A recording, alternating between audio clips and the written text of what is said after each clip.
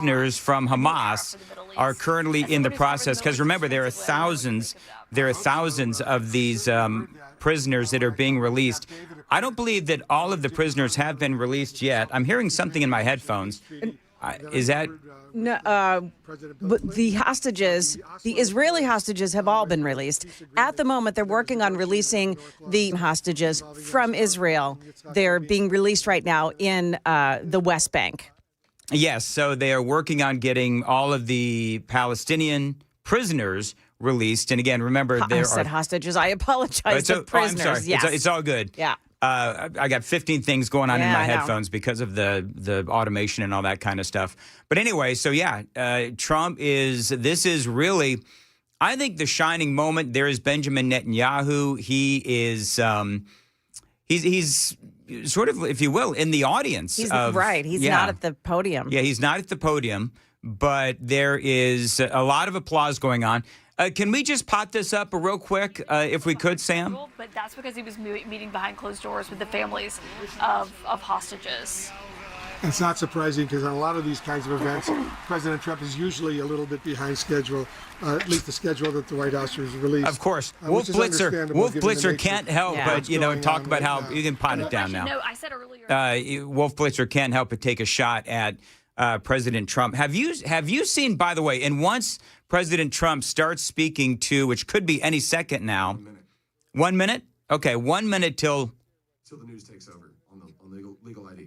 Oh, we're not going to do the news. What we're going to do, we're just going to be a little fluid here, as we like to say, Joan. Well, give us a legal ID. WWTN Hendersonville, Nashville.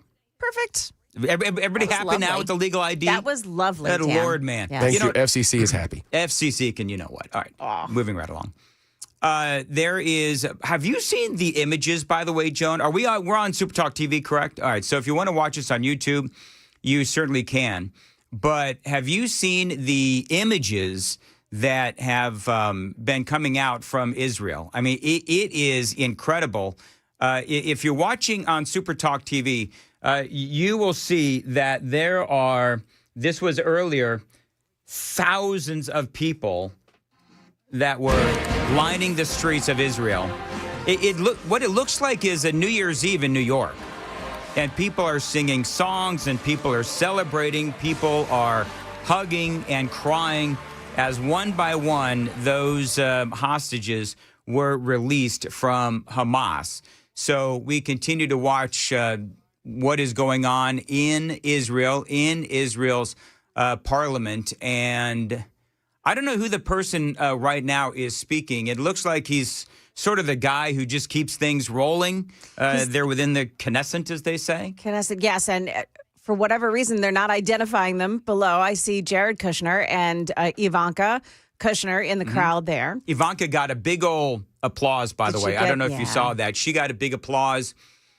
When President Trump was flying into Israel, and this has been going on all night, when President Trump was flying into Israel, there was a huge sign that was, I guess, on the ground so that the president could see it as he was flying into Israel that basically said, thank you, President Trump, or welcome, President Trump. And it was very touching. Now, I don't mean to be a Danny Downer, but I'm going to tell you, so just if you're just joining us, we have President Trump getting ready to address Israel's parliament. We have Marco Rubio there. We have Steve Witkoff there. We have, as Joan just mentioned, you have Ivanka Trump as well. A lot of, Pete Hegseth is there, Secretary of War. And so this is a historic, and I mean a historic moment. Even Hillary Clinton, wait till you hear the video that I've got, the audio that I've got for Hillary Clinton, who was, I think, gritting her teeth. But at the same time, surprisingly, Hillary did give President Trump his props. And there's a moment right now at the Knesset. Steve Witkoff just stood along with, I'm assuming, his wife, and big standing ovation for him. What an effort he and Jared Kushner have put into this very moment. Oh, for especially Jared Kushner, it goes back to the first Trump administration. Yes. Mm-hmm. And so this the Abraham Accords. The Abraham Accords. That's exactly right. Do you remember when Steve Witkoff, when they brought him in The Trump administration brought him in, and I'd have to look back at his background, but there a lot of people were not sold on Steve Witkoff. Oh no, they were no. not sold on him at all. Oh, he doesn't have any foreign policy experience. He isn't part of the Secretary of State pool. Where they bring all of these people in, and I mean he came in as an advisor, and I think that he's done obviously a very good job. He was really important to these negotiations between Hamas, Israel, Qatar, of course. You've got to pull in Egypt and J.D. Vance. I think J.D. Vance is still here in the States. I believe he is still stateside. Because he was all over the place this weekend. He was on every major news channel. He was, and he and George Stephanopoulos really got into it. We'll play that for you as well. A very busy news morning here on Super Talk 99.7 WTN. We are awaiting President Trump and his address to Israel's parliament, and he'll start speaking at some point. One of the things that is happening, though, and I don't know if you've been watching this, Joan, but one of the things that is happening in Gaza, as I said, I don't want to be a Danny Downer, but Hamas is now driving around in trucks and apparently shooting people that they believe were helping Israel. And so there are people that are now saying, okay, well, now you've got Israel, now that they have or are in the process of leaving Gaza. They haven't pulled all the way out, but I mean, they've certainly pulled back from where they were. So now you've got these areas where there is a vacuum. And now they're talking about the possibility of a civil war happening in Gaza. And I guess my 2 cents on that is, and by the way, did you put the Daily Dan poll up, Sam? The Daily Dan poll, he is going to put it up now, which is, do you believe that peace will be everlasting in the Middle East? Do you think that this peace deal will hold?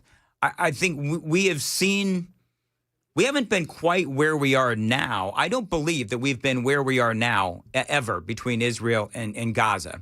I mean, Hamas has no living hostages.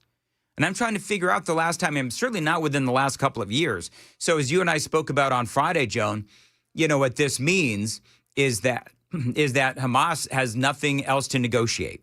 They don't have any tools to negotiate at all. And so now, if they're not killing people, if they're not holding people hostage, Hamas doesn't really know what to do. So now the question is, what happens to the Middle East? What happens to Gaza? The president was asked that question. Let me just, as we await, and guys, if I'm looking at my computer or whatever, just feel free to interrupt me. But I do want to play a couple of audio bites from the president as the lead up to what is happening right now. The president was asked how hopeful he was as he was making his way to Israel. This was a few hours ago. And I think for President Trump, this was and is really his defining moment. I think you would say that this is President Trump's defining moment. And he was asked about how he was feeling regarding hopes for a lasting peace in the Middle East. And CNN cut to break. Do you want to cut to break? CNN cut to break. So do I want to cut to break? I know what you're saying. In other words, we need to get all of our commercials in before we ultimately start taking the president's remarks, which could be... It appears to me as though it's going to be a few minutes before they get through the preliminary parts of this Knesset speech. So then let's do this. Let's go ahead. Let's take our commercials. And obviously this is the most important news story going on. We are going to take the president's remarks live. We'll return next here on Super Talk 99.7 WTN.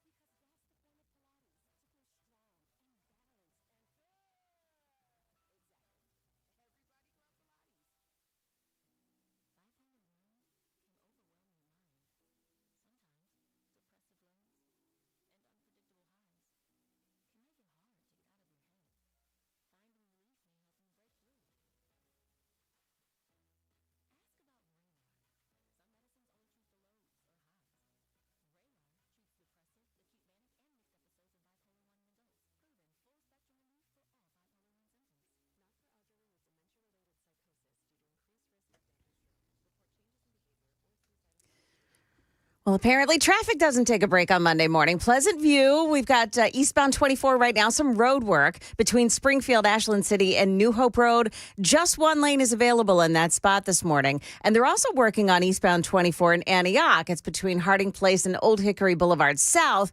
And in that spot, just one lane open there as well. Otherwise, looking okay on the roads this morning. Traffic every 10 minutes every morning on Super Talk 99.7 WTN.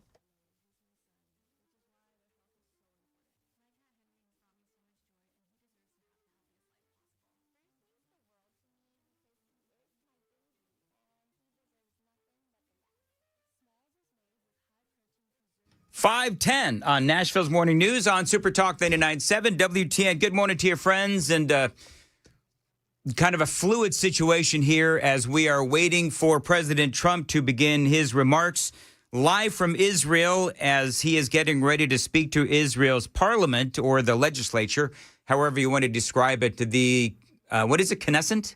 The Knesset. Knesset, okay, very good. And last we were covering, the president was up in front of the Israeli legislature, and they were doing a lot of shout-outs to Steve Witkoff and Ivanka Trump and Jared Kushner and a lot of the folks that were involved in the release of the Israeli hostages. If you're just joining us, overnight, the Israeli hostages were released, and as we speak now, they are currently releasing the Palestinian prisoners. And remember, there were, about roughly 20 living Israeli hostages. And I don't know, have you seen anything, Joan, about the remains of the hostages? Other way to put it, but the hostages that are no longer with us, but Hamas was ordered to return the remains as well. So Hamas is saying, essentially, that they don't know where they all are. Oh, are you kidding me? Right. So, of course, if you saw the images of it was all young men who were released this morning. Mm-hmm. They're very thin. However, they've had haircuts. They look like they've been given a shower, mm-hmm. But they're all desperately thin, and they're also very pale. So clearly they've been kept underground.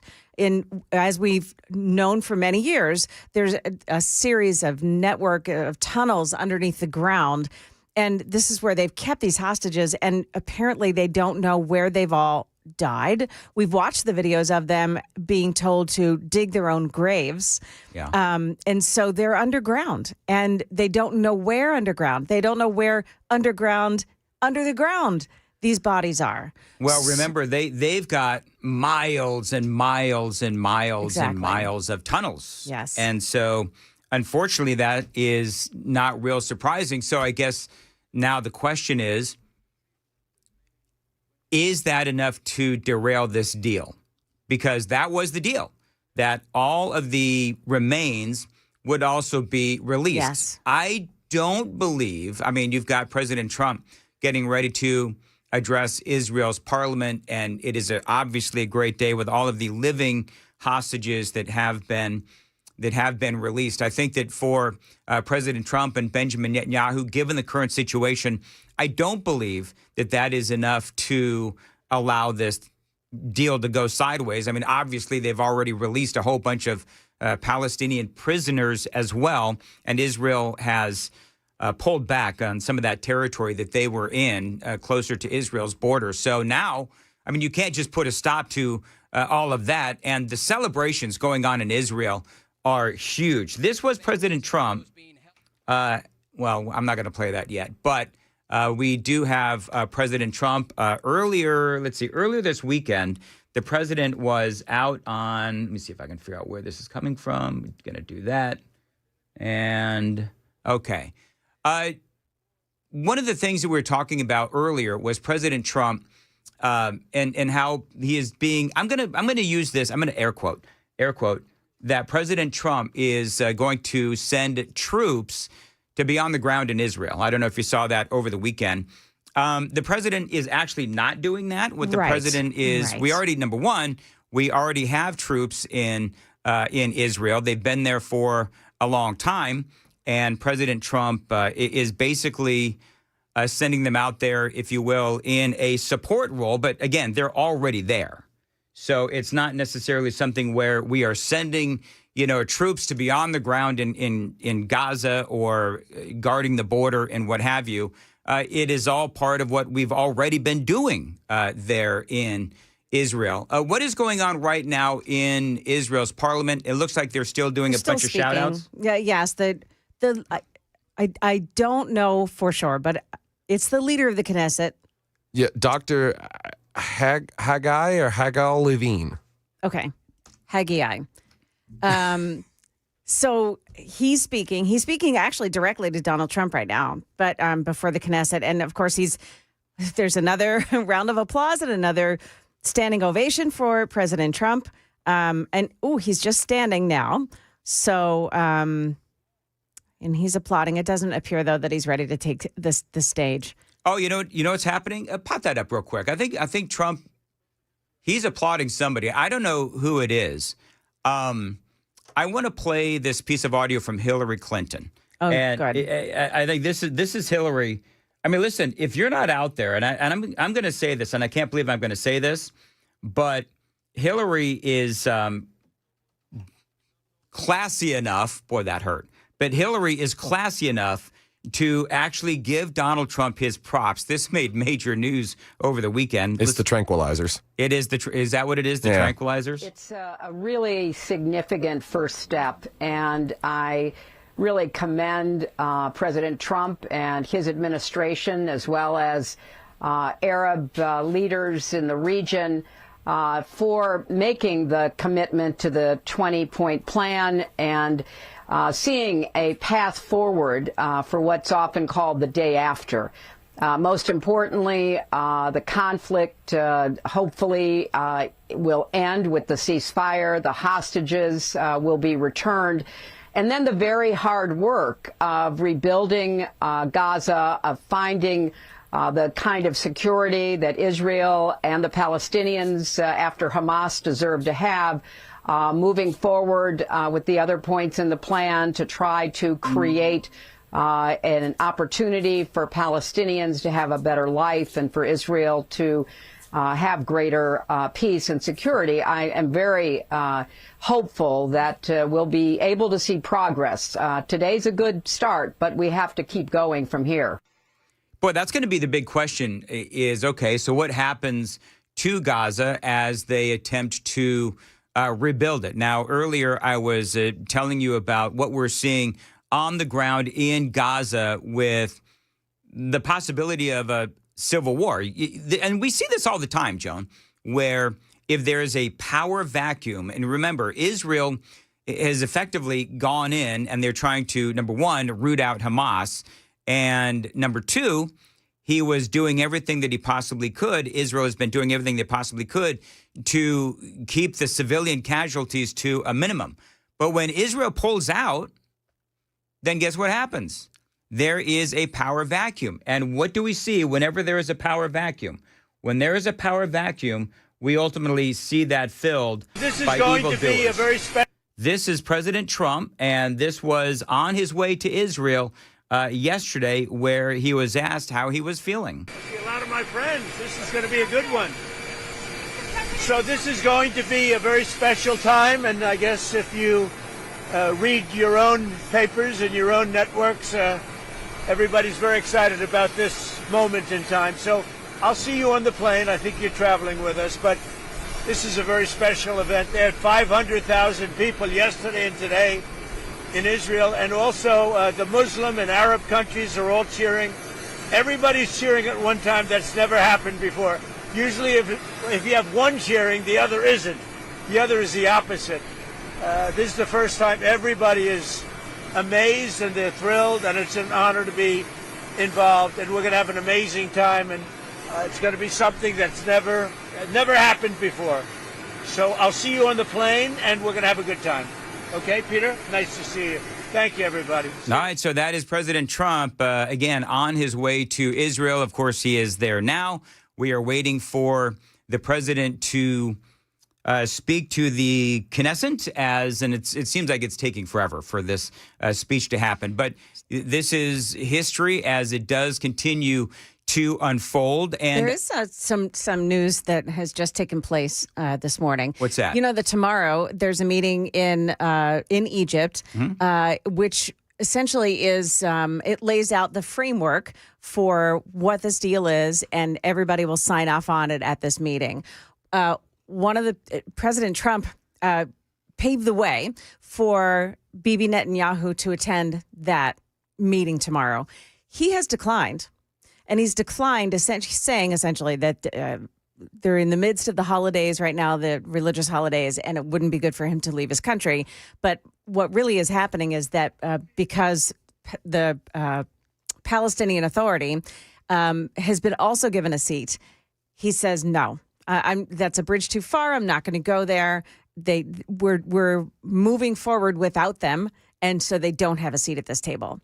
And so Benjamin Netanyahu has just said, no, I am not going to do that. And it makes these talks, this framework, and the signing tomorrow, it takes some significance away from it.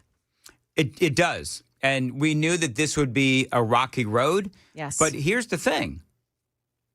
They don't have any more hostages, man. Hamas doesn't have any more hostages. They don't have a seat at the table, but they've been given a seat at the table. Yeah. And I understand that. Egypt, I'm reading as well that the Prime Minister of India, Narendra Modi, is also going to stay away.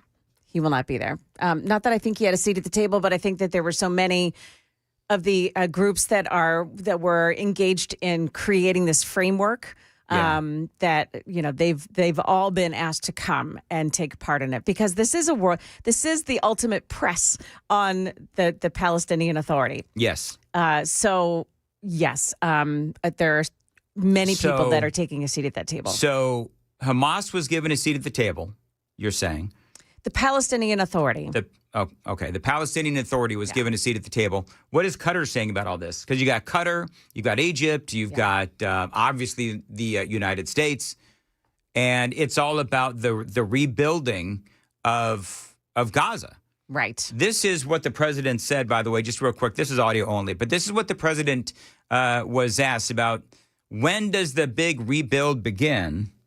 How long until we get to the part of the 20-point peace plan where developers can go in and make Gaza the Riviera of the Middle East? Well, I don't know about the Riviera for a while, because you take a look at what you have. You have to get people taken care of first. But it's going to start really essentially immediately. I mean, they're going to have to start by removing a lot of the structures that you see that are down to the ground. I mean, it's blasted. This is like a demolition site. Almost the entire site is. So you have to get rid of what you have there. You have structures that are very dangerous. They're falling down. If they haven't fallen, they're going to fall down of their own volition. So that process, Peter, is going to start pretty much immediately. Well, so I guess, I mean, you're with what you're reporting, Joan, they're going to have to figure this out. And honestly, I feel like President Trump will be involved in all of this, but they got to start the rebuilding process. And those millions of people have got to go somewhere. And you've got all of these folks that are going to be streaming now back into Gaza, because remember, they've all been displaced. And so as Israel is pulling back, they're returning to rubble. And so now if we have a big disagreement over how Gaza is going to be rebuilt and who's going to have a seat at the table and all of these other things, they're going to have to figure it out. I mean, at some point, these Middle Eastern countries, they just got to deal with each other. And this is part of my frustration is President Trump can only do so much if now everybody's frustrated that the Palestinian Authority is going to have a seat at the table, and whether or not you agree with whether or not they should have a seat at the table, these nations, President Trump have taken them this far. He's put this coalition together. They've got to figure out a way to figure it out. We can't do everything. What were you saying, Joan? I heard you chime in, but no, I'm still watching the coverage. I've got one ear on what's happening on network coverage and one ear on you, so that I can bring you any updates here. All right, but real quick, what are people saying? We did the super text, the Daily Dan poll on YouTube. Do you believe this peace is everlasting in the Middle East? 89% say no. 89%. See, I don't know. What do you think? Real quick. What do you think, Joan? Yes or no? You think this is going to last? I think it's the version that we all have in our heads of this everlasting peace. Right. No, I don't think that's going to happen. I think it is going to be a rocky road, as we're seeing now with Benjamin Netanyahu saying no thanks to the signing. But it is going to be a heck of a lot better than it was. It's going to be better than it was. Yeah. And here's the deal, and I was talking about this before. People are talking about and worried about a civil war within Gaza. Part of me feels like, you know what? If they're just going to fight amongst each other, that's their problem. I mean, again, we can only do so much. And I think that there's some areas that are just broken. You know what I mean? There are some areas in the world that are simply put just broken, and there's only so much that we can do. If they all can't figure out a way to figure it out, well, then it's not necessarily our responsibility. I want things to work out. I really do. President Trump and Qatar and Egypt, they've all gotten us this far, and so now everybody has to figure out their own regional issues and come to the table and figure out how to rebuild Gaza. Hopefully we'll have... This is interesting. They've just changed also the name. You know how they've been... The people of Israel have been gathering in Hostage Square. Yes. For quite a while. They've just changed the name of that to Freed Square. And right now, Benjamin Netanyahu is taking the stage and he is speaking. Do you want to take that live? I think we should. Yeah. Well, look, it's breaking news. We'll make up the spots at some point, or we'll just tell those salespeople. Let's hear Benjamin Netanyahu. Somebody want to bring it up? And the great honorary guests, and headed by our great friend, the President of the United States, President Donald J. Trump.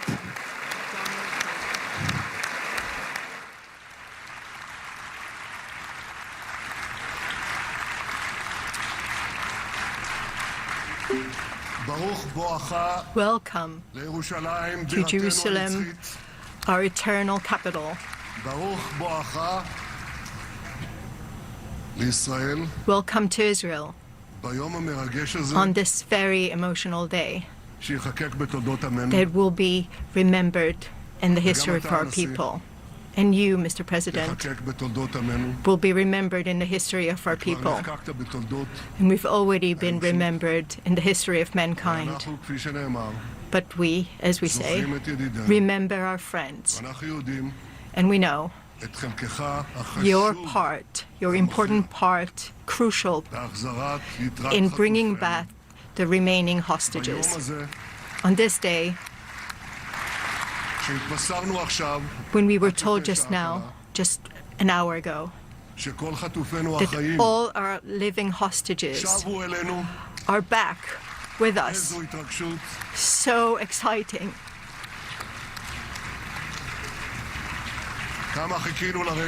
We waited so long for this moment, and we're committed to bring back everyone.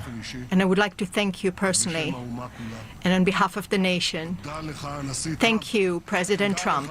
Thank you. And they're shaking hands. Trump's getting a standing ovation, Joan. Ha, what do you know about that? Did you hear the voice of the translator? I did. She broke down. Yeah, she did. Now, I know that the teleprompters are working well, though I'm not using them. But I'm not sure about the translation. So I'll say words in English. President Trump, the Knesset welcomes you and your distinguished delegation to Jerusalem, our eternal capital. This is your first visit to Israel since you recognize Jerusalem as our capital and moved the embassy here. Thank you, President Trump, for that.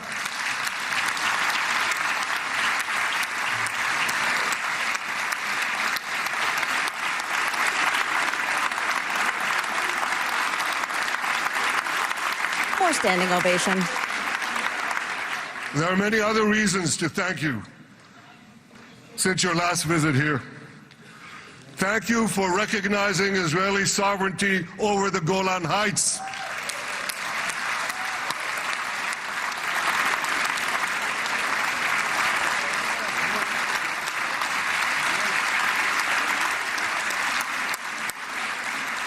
Thank you for standing up to the lies against Israel in the United Nations.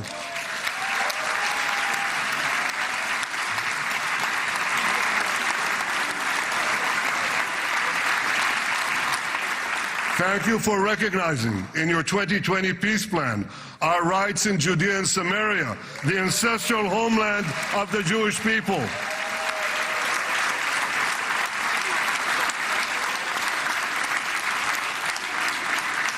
Thank you for brokering the historic Abraham Accords. Abraham, Eskemei Avraham. The Abraham Accords.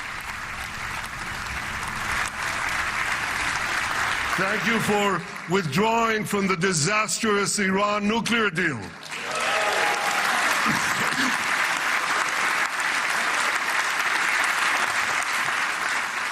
Thank you for supporting Operation Rising Lion and for your bold decision to launch Operation Midnight Hammer. Boy, is that, you got to hear this.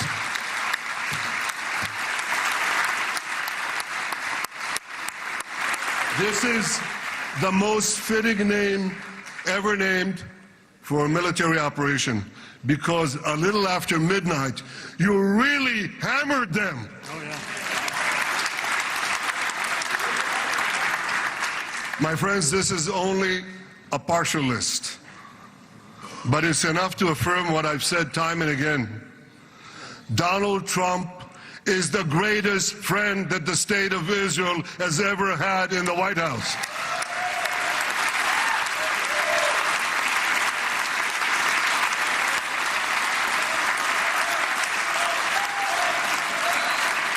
Standing ovation.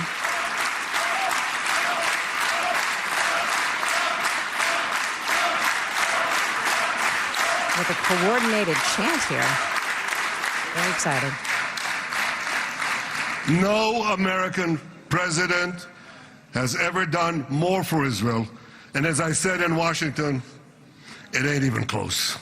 It's really not a match.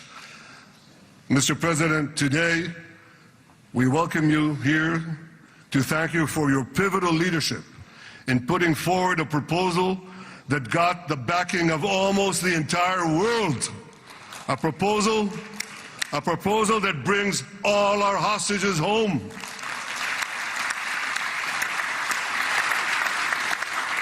A proposal that ends the war by achieving all our objectives. A proposal that opens the door to an historic expansion of peace in our region and beyond our region. Mr. President, you are committed to this peace.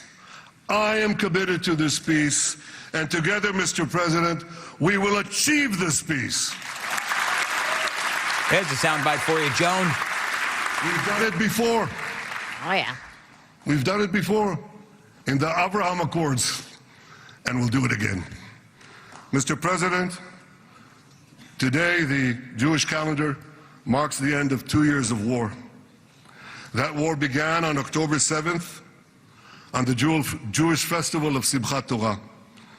You always tell me, and you tell the world, remember October 7th. Mr. President, we remember. We remember the thousands of Hamas terrorists who stormed into our towns and kibbutzim.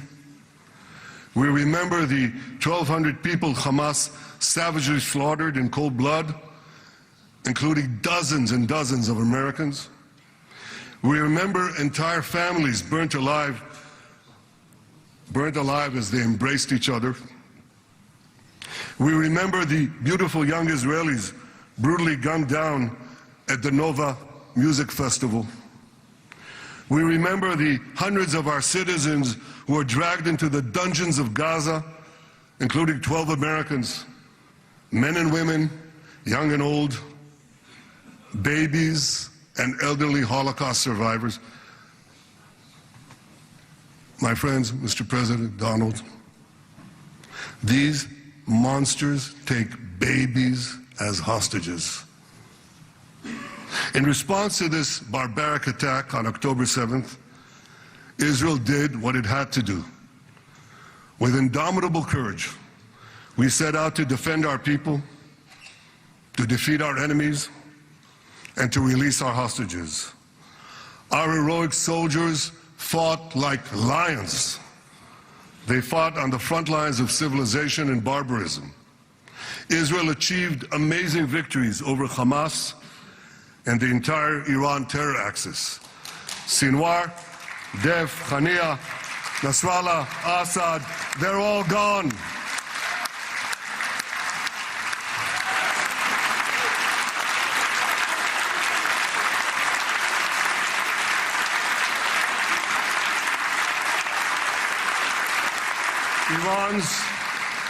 Iran's nuclear weapons and ballistic missile program, with your enormous help, Mr. President, rolled back. Half the Houthi leadership wiped out. But the price of this victory, the price of these victories, has been heavy. Nearly 2,000 of Israel's finest were lost, nearly half in battle. They left behind parents, spouses, siblings, and children. Their love and laughter, their promise and potential were lost forever. To the families of our fallen fighters, many of them are here, I say, I know the depth of your pain. I know the inconsolable grief that will accompany you for the rest of your lives. The state of Israel bows its head in eternal gratitude to our fallen heroes. Because of these heroes, our nation will survive. Because of these heroes, our nations will thrive. And because of these heroes, our nation will have peace. Mr. President, thousands of our brave soldiers were also wounded, suffering terrible blows to body and soul. Brave soldiers like Ari Spitz. Ari is an American.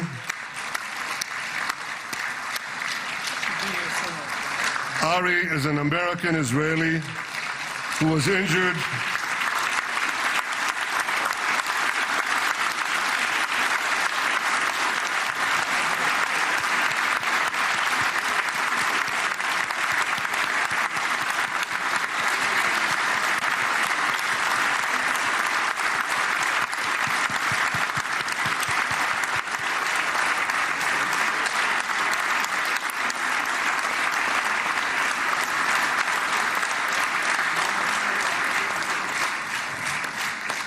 Ari is an American Israeli who was injured in Gaza while searching for Hamas terrorists and weapons. Two of Ari's comrades were killed in this action, and 10 were injured. Ari was presumed dead, but made a miraculous recovery despite losing 3 limbs. Ari, stand up for a minute alone. Stand up. There you go. There. Ari, you are the spirit of Joshua. You are the spirit of David. You are the spirit of the Maccabees. You are the spirit of Israel. I salute you. We all salute you.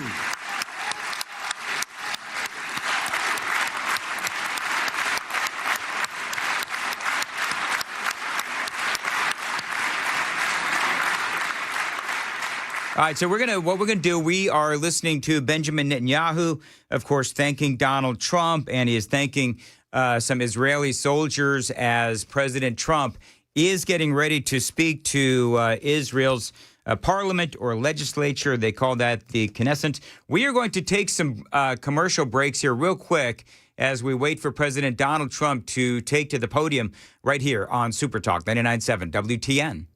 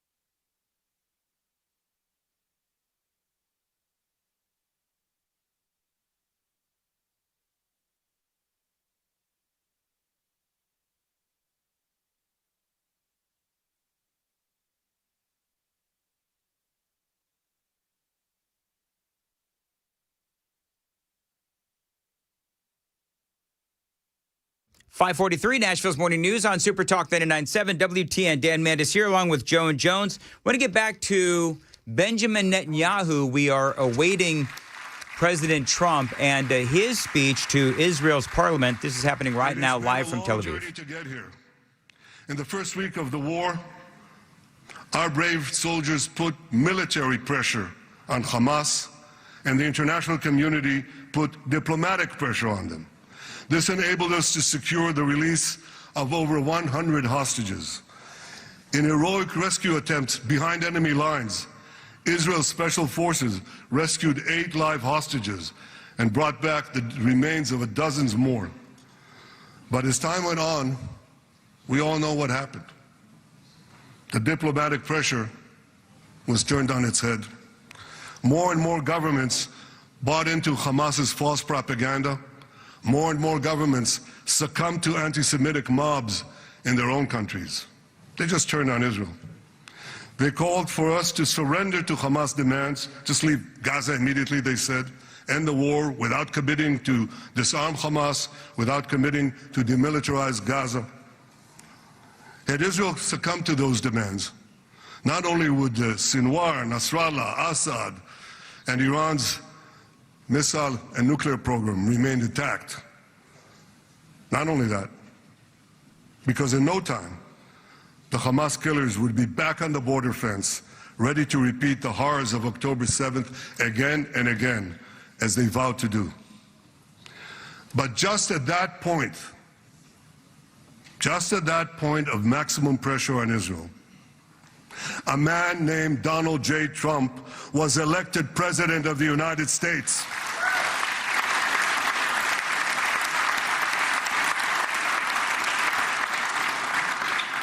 And ladies and gentlemen, overnight, everything changed. Everything.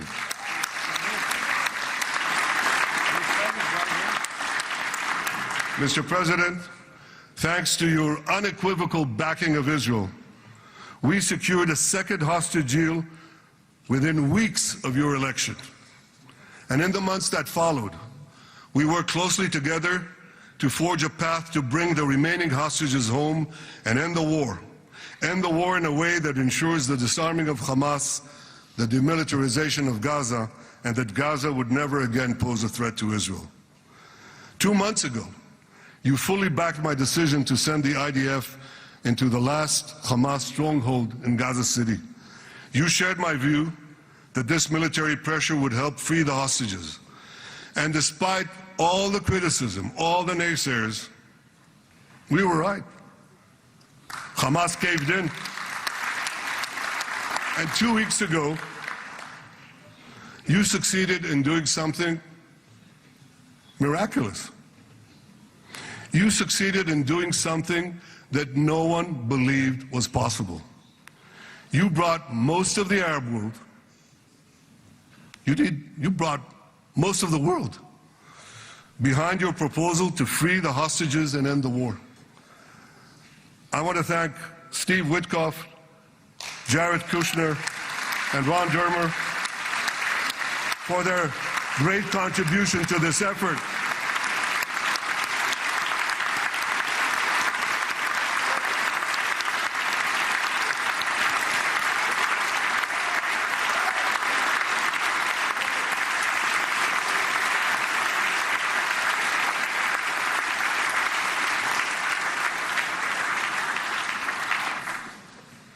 And I want to thank our negotiating team.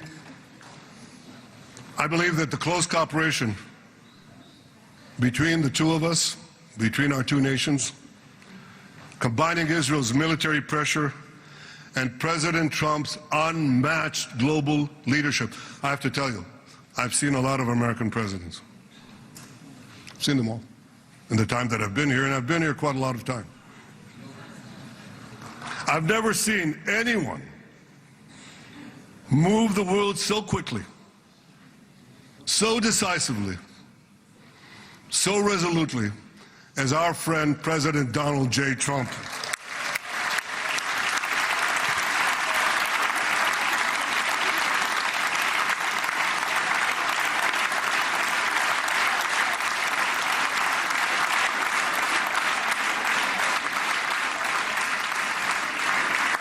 our military pressure and President Trump's global leadership, we achieved this historic moment. It's a moment of indescribable joy as our nation embraces our sons who are coming home. Mr. President, this week, Jews around the world are going to read the book of Ecclesiastes, Kohelet, in the Bible. The Bible has many miraculous moments. One of them was your decision to bomb Fordo. I think it was a pivot of history because it wasn't meant only to bomb Fordo. That action and your previous action of taking out Qasem Soleimani, the architect of death, I think that changed the balance of power in the world. You brought America back again to the driver's seat.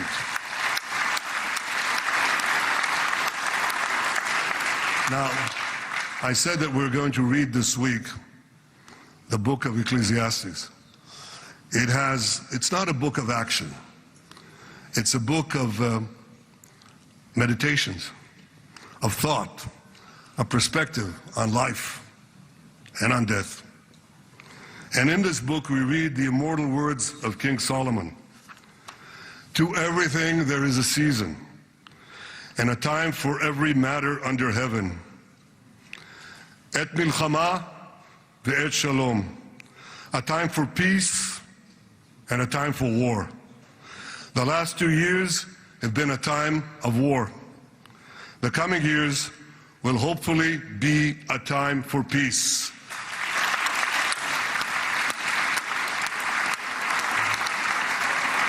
Peace inside Israel and peace outside Israel.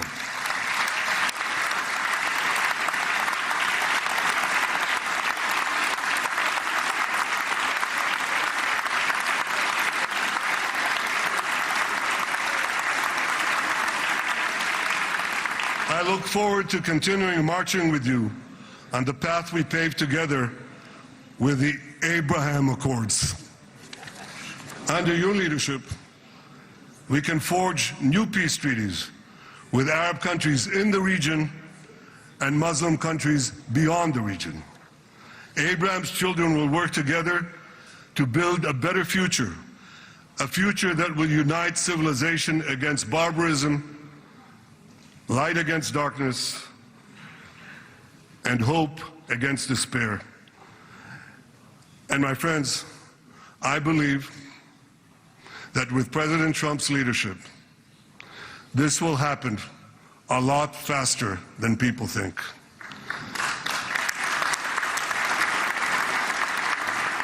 As Prime Minister of Israel, I extend my hand to hold those who seek peace with us.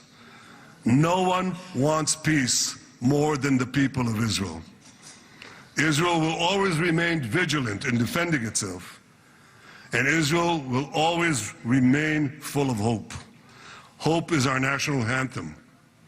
Hope is our creed. Hope is our strength.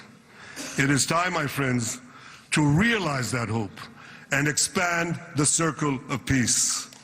Mr. President, thank you for all you have done for us. I have submitted your nomination to be the first non-Israeli recipient of the Israel Prize, Israel's highest award. As to that other prize, just a question of time, you'll get it. But I want you to get the Israel Prize, our highest award, to our greatest friend.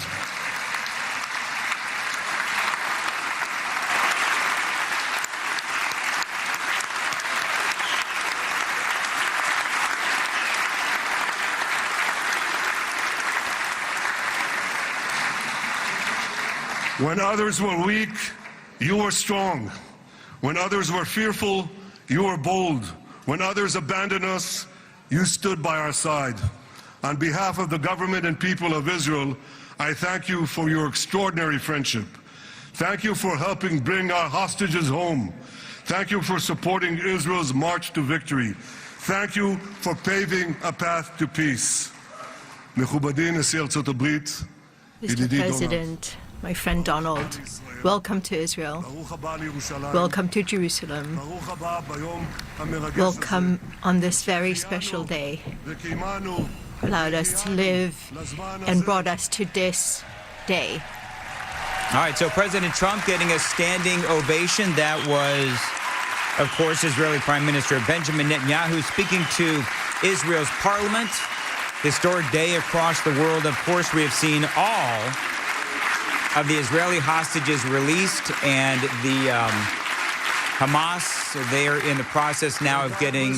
Go ahead and pop this down, if you would. Go ahead and pop that down. We're waiting for President Trump to begin his speech, but the Israelis are releasing. I think, Joan, I know that there were thousands of these prisoners that needed to be released. Do we know if all of the?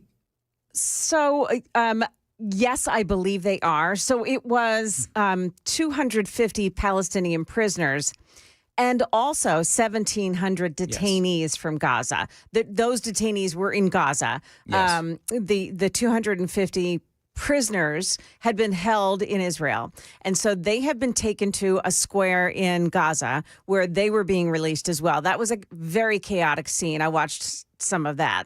So, yes, they have been released. I believe all of them have been released. So that part of the deal is over. Yes. As we move kind of into a new phase here. Yeah, and President Trump is now getting ready to speak. Let's go ahead and bring that up. Speak glowingly about American presidents, but I've never heard a Prime Minister of Israel speak as Prime Minister Netanyahu did about President Trump, basically praising him nonstop from beginning to end, saying he's the greatest friend that Israel has ever had in the White House, and nominating him to win It's the Wolf Israel Blitzer, of Prize, course, which is the highest waiting for award President in Trump. Israel. He was going on and on and on, and clearly. All right, let's go ahead and do this. Take down Wolf Blitzer, but Wolf is absolutely right. I mean, there was, I don't know how long that speech was, Joan, but I mean the praise that was being heaped upon President Trump. I mean, it went on for, at least 30 to 35 minutes or so. And you heard Wolf talking about the Israel Prize, Benjamin Netanyahu talking about how President Trump did not get the Nobel Peace Prize, but he is nominating President Trump for the Israel Prize. That is the highest award in Israel, and President Trump will be the first non-Israeli to ever get it. So we are waiting for President Trump to speak. What we're going to go ahead and do is we're going to take some commercial breaks here, and then we'll be monitoring everything that's going on in Israel. We'll continue to monitor that, and we'll be right back here on Super Talk 99.7 WTN.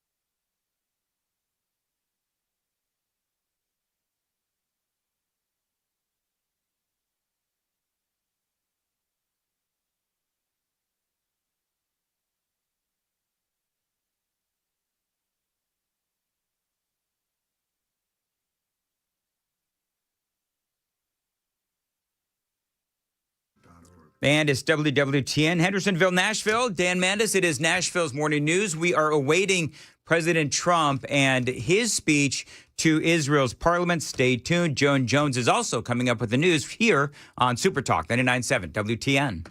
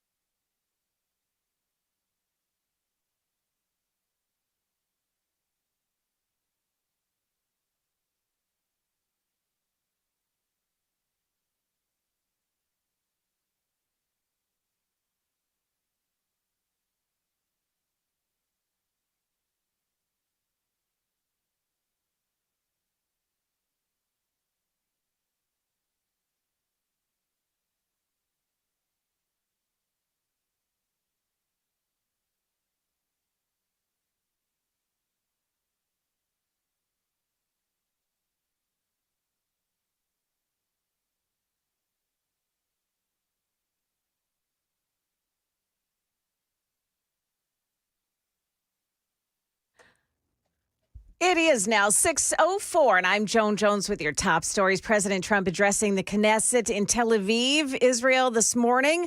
He is currently awaiting his turn at the stand this morning. It comes, of course, after Hamas released the remaining living hostages. Here is the Speaker of the Knesset, Amir Ohana, before President Trump's remarks earlier this morning. Mr. President, you stand before the people of Israel not as another American president, but as a giant of Jewish history. He has been called the President of Peace and given Israel's highest honor. We also have learned that the Israeli Prime Minister Benjamin Netanyahu will not join President Trump at the International Peace Summit in Egypt. His office saying that he would not be able to take part due to the Jewish holiday. Meantime, celebrations in Israel over the release of all the living hostages. Really remarkable sights on our way to Jerusalem. One of the highways that leads into the city was lined with American and Israeli flags waving on either side of the highway. And this went on for miles coming into Jerusalem. And also inside the city, there's an entire building where an American flag is draping this several-story tall building in the middle of Jerusalem. That is ABC's Marcus Moore in Jerusalem. Locally, the investigation into Friday's devastating explosion at the Accurate Energetic Systems has entered a new phase. Now, it is clear now that none of the 16 people unaccounted for will be found alive. Channel 4's Steve Mailing. The investigation will take time, agents say. They say the scene is being worked through piece by piece. Securing it remains a top priority to them, including detonating other items that may not have gone off during the initial blast. Now, officials are also asking the community for patience as the investigation continues, acknowledging that many questions remain unanswered for those grieving families. That is the latest news. We've got traffic up next. I'm Joan Jones, WTN News. Thank you, Joan. 6:07, Nashville's Morning News on Super Talk 99.7 WTN. Coming up, we are awaiting, as Joan reported, President Trump's trip to speak in front of the Israeli parliament. And as soon as that happens, we will break in. And I got to tell you, though, I'm listening back to some of the things that Benjamin Netanyahu said about Donald Trump. And we were talking about this earlier. There was no shortage of glowing and praise for the American president from Benjamin Netanyahu. We'll bring you some of those highlights coming up as well here on Super Talk 99.7. Dan Mandis here. Are you trapped in a high-rate mortgage, watching your hard-earned money vanish every single month? Stop right now. At Loan Pronto, they are delivering the lowest mortgage rates in 3 years. Now, Loan Pronto's rate reduction home loan program is a streamlined, low-cost way to slash your house payments by hundreds of dollars every single month. Lock in a fixed rate as low as 4.99% APR and close in as little as 2 weeks. No appraisal is needed in most cases. And here is the kicker. You can skip your next 2 house payments entirely. So don't wait. Rates this low won't last long. Call Loan Pronto right now for your free, no obligation quote. Loan Pronto is amazing. Imagine lower payments, more money in your pocket, and a fresh start with a better mortgage. Call them at 615-499-5780, 615-499-5780. Find them online, loanpronto.com, to lock in your new low rate and skip those next 2 payments. Don't let high rates hold you back. 615-499-5780. Find them online, loanpronto.com. Equal housing lender, NMLS 166-1781. Subject to lender approval, NMLSconsumeraccess.org. Hi, I'm Dustin, your friend.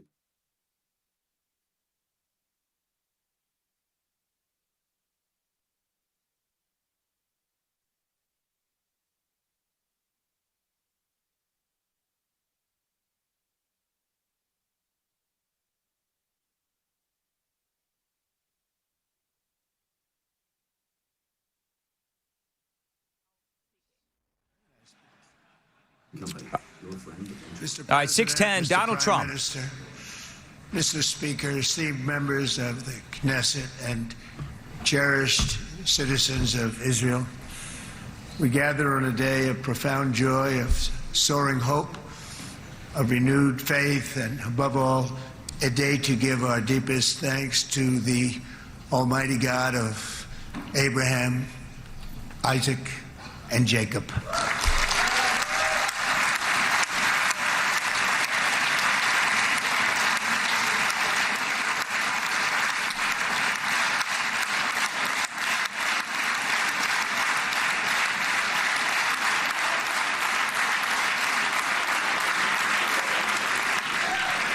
After two harrowing years in darkness and captivity, 20 courageous hostages are returning to the glorious embrace of their families, and it is glorious. 28 more precious loved ones are coming home at last to rest in this sacred soil for all of time. And after so many years of unceasing war and endless danger, today the skies are calm, the guns are silent, the sirens are still, and the sun rises on a holy land that is finally at peace, a land and a region that will live, God willing, in peace for all eternity.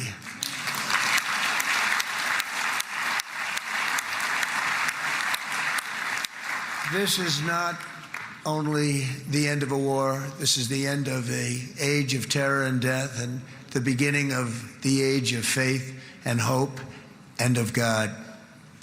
It's the start of a grand concord and lasting harmony for Israel and all the nations of what will soon be a truly magnificent region. I believe that so strongly.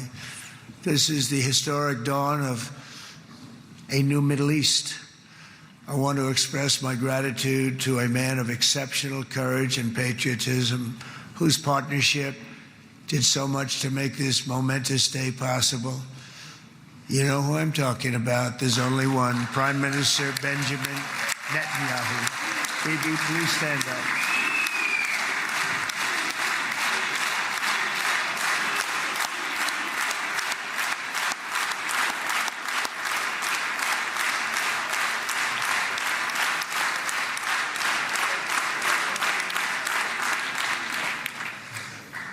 And he is not easy, I want to tell you. He's not the easiest guy to deal with. But that's what makes him great. That's what makes him great.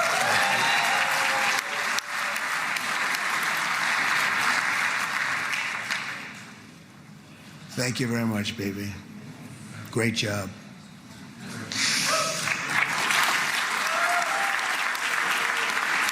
And let me also convey my tremendous appreciation for all of the nations of the Arab and Muslim world that came together to press Hamas to set the hostages free and to send them home. We had a lot of help. We had a lot of help from a lot of people that you wouldn't suspect, and I want to thank them very much for that. It's an incredible triumph for Israel and the world to have all of these nations working together as partners in peace. And it's pretty unusual for you to see that, but it happened in this case. This was a very unusual point in time, a brilliant point in time. Generations from now, this will be remembered as the moment that everything began to change, and change very much for the better. Like the USA right now, it will be the golden age of Israel and the golden age of the Middle East. It's going to work together. I'd like to thank several great American patriots for their invaluable help in getting something done that almost everyone thought was absolutely impossible. We were wasting our time. So many people said, "You're just wasting your time." But we weren't, because we had talented people working with us, and we had people that loved your country, and frankly, people that loved the region. They loved the Middle East. I want to thank my friend Steve Witkoff.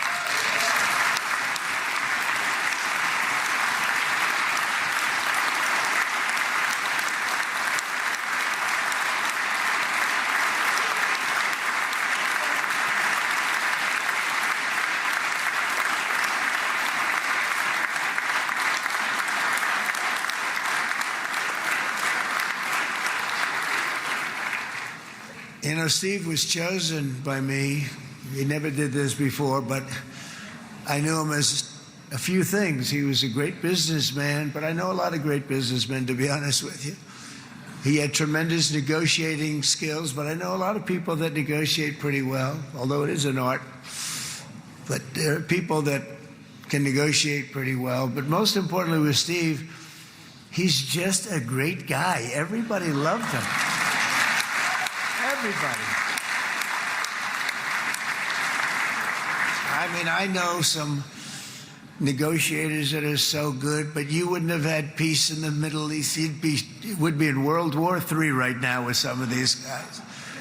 Everybody loves Steve, and they respect him, and they somehow can relate to him. I've known him for many years, and I've seen it over and over again. להוציא את חבר הכנסת עודה, להוציא אותו מהאולם, להוציא אותו מיד, החוצה, החוצה, החוצה. להוציא גם את חבר Looks like הכנסת protesters כסיף. have come into the. להוציא את חבר הכנסת כסיף מהאולם. How could it be that I don't know. unsafe? I mean, Trump is just standing up at the podium, so the Secret Service isn't throwing him to the ground. And now people are standing up applauding to try to drown out the protesters, I guess. But boy, Joan, that's shocking. I think the sound of the gavel sounded like Yes. gunfire. Luckily, it wasn't. Sorry for that, Mr. President. Thank you. Please. Wow. Oh, my goodness. That was frightening. That was very efficient. Just disarm the whole room.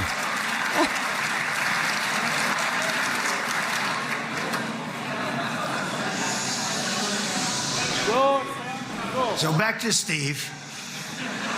He's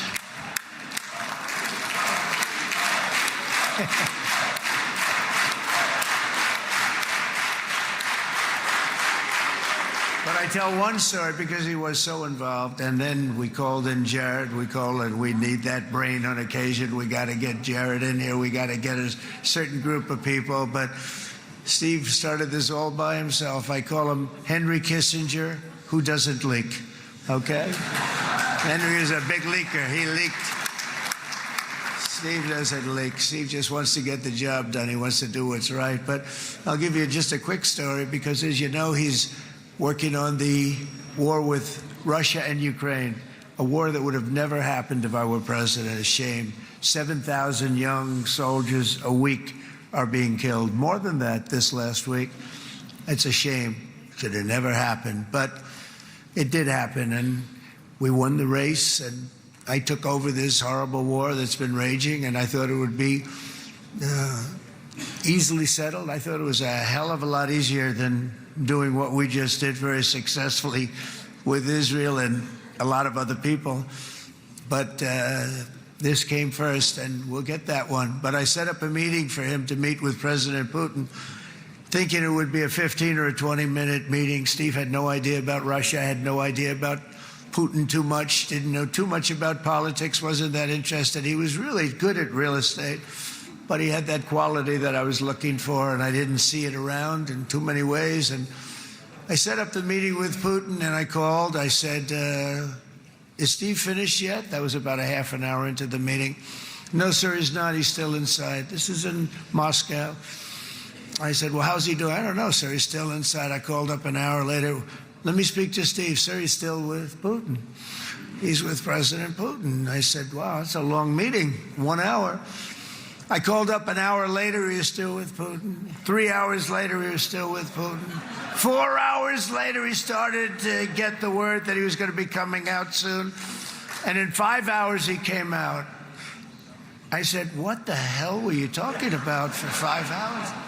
And he says, just a lot of interesting things. We're talking about a lot of interesting things, including what he went in there for, but you can't talk about it for 5. You can talk about it for a certain period of time, and you know what you're getting. But that's a talent. That's a talent where you can do that. Most people I'd send in, number one, they wouldn't be accepted. Number two, if they were, the meeting would last 5 minutes. And that's what happens with Steve. Everybody loves him. They love him on this side. They love him on the other side.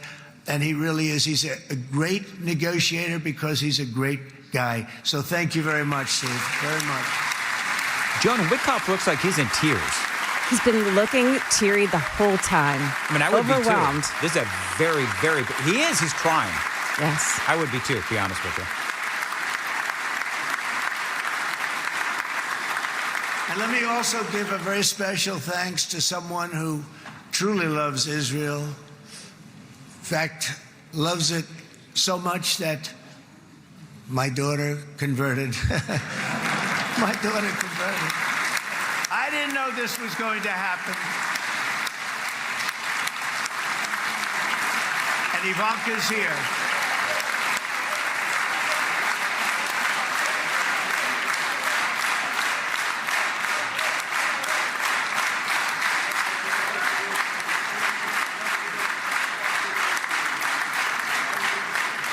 And Bibi, you do know this was not in the cards for me. You understand that. And she is so happy, and they are so happy. At least I think they're happy.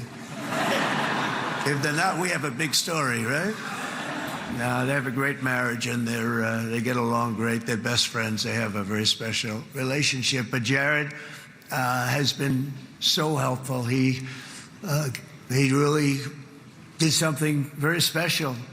He established the Abraham Accords with a group of very wonderful people. I like calling it the Avraham Accords, because people that, right? Avraham. It's so cool. It's so much sort of nicer, you know? The Abraham versus the Avraham.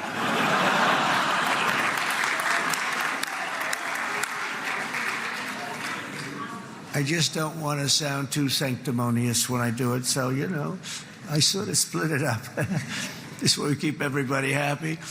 But we have some very great talent, and they have no excuses for anything that's taken place, because we had some unbelievably good people working on this. And then you're going to add a man named Marco Rubio, who is also here. Big standing ovation for the Secretary of State. You think Marco's crying, Joan? I don't think he is. Nope. Big but smile, he sat though. right back down. He didn't did. He didn't take the applause. He sat down. I love that Trump is giving everyone kudos. Yes. And I have a prediction that Marco will go down, I mean this, as the greatest Secretary of State in the history of the United States. I believe that. Same.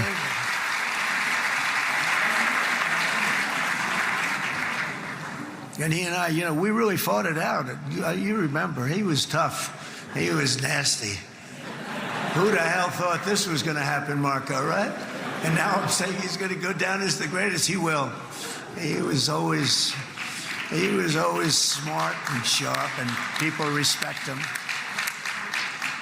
And then we have somebody who's young, but an unbelievable leader. I saw it a long time ago, and he's turned out to be even better than we thought. Right, Susie? I think even better. And that's Pete Hegseth, who is our Secretary of War, formerly Secretary of Defense.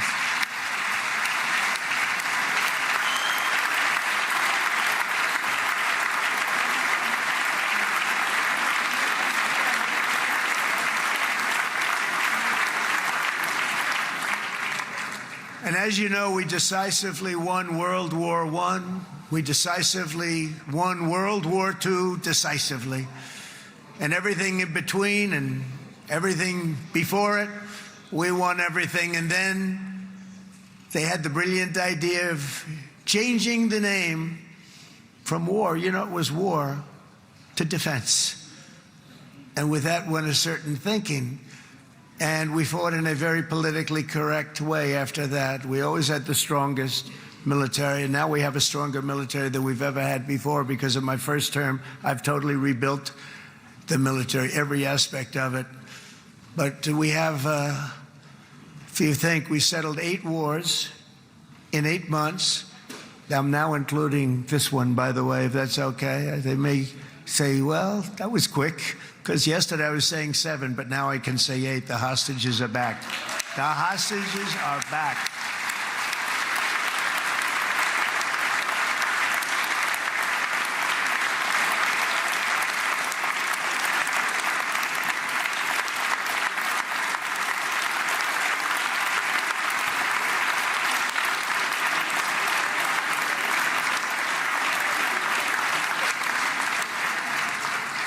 It is a good feeling. Isn't that nice to say? You know, I just said the hostage. First time I said the hostages are back. It feels so good to say it. But when you settle 8 wars in 8 months, that means you don't like war. Everyone thought I was going to be brutal. In fact, I remember Hillary Clinton during a debate, she said, look at him, he's going to go into war with everybody. And actually, she said, he's got a personality that's all about war. No, and my personality actually is all about stopping wars, and it seems to work. It seems to work. Hillary's got to be cringing right about now. But it also means this name change and our attitude that we're not going to go into a war. But if we do, we're going to win that war like nobody has ever won a war before. We will not be politically correct, but we're not going to be there. And I think, you know, as you mentioned, Bibi, before, peace through strength. And that's what it's all about. The United States has the greatest and most powerful military in the, right now, history of the world. I can tell you we have weapons that nobody's ever dreamt of. I only hope we never have to use them. I rebuilt the military. I was proud to do it, but some of the things I hated to do. I hated certain of the weapons because the level of power is so enormous. It's so dangerous, so bad. But we have to do what we have to do. We make the best weapons in the world, and we've got a lot of them. And we've given a lot to Israel, frankly. And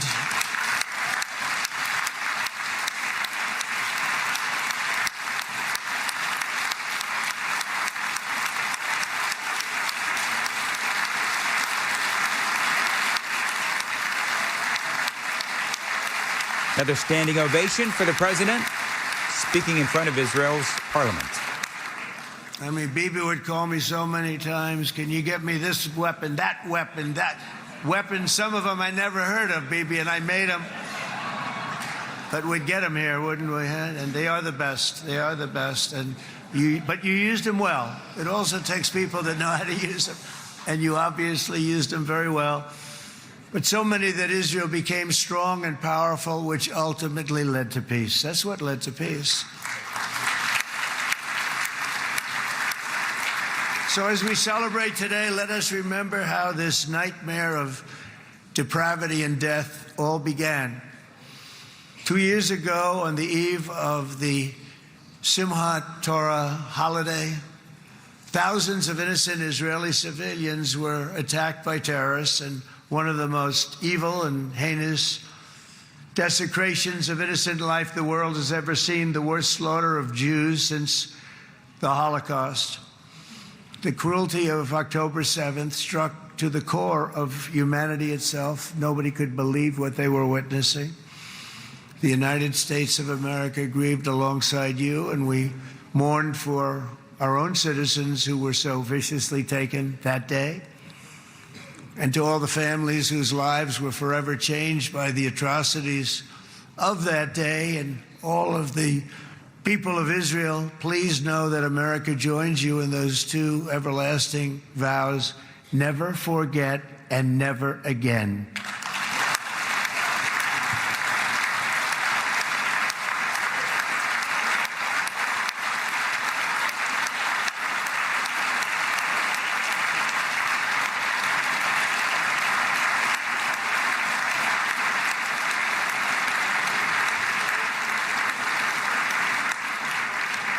From October 7th until this week, Israel has been a nation at war, enduring burdens that only a proud and faithful people could withstand. It was a very tough period of time. For so many families across this land, it has been years since you've known a single day of true peace. But now at last, not only for Israelis, but also for Palestinians and for many others, the long and painful nightmare is finally over. And as the dust settles, the smoke fades, the debris is removed, and the ashes cleaned from the air, the day that breaks on a region transformed, and a beautiful and much brighter future appears suddenly within your reach. This is now a very exciting time for Israel and for the entire Middle East, because all across the Middle East, the forces of chaos, terror, and ruin that have plagued the region for decades now stand weakened, isolated, and totally defeated. A new coalition of proud and responsible nations is emerging, and because of us, the enemies of all civilization are in retreat. Thanks to the bravery and incredible skill of the Israeli Defense Forces in Operation Rising Lion,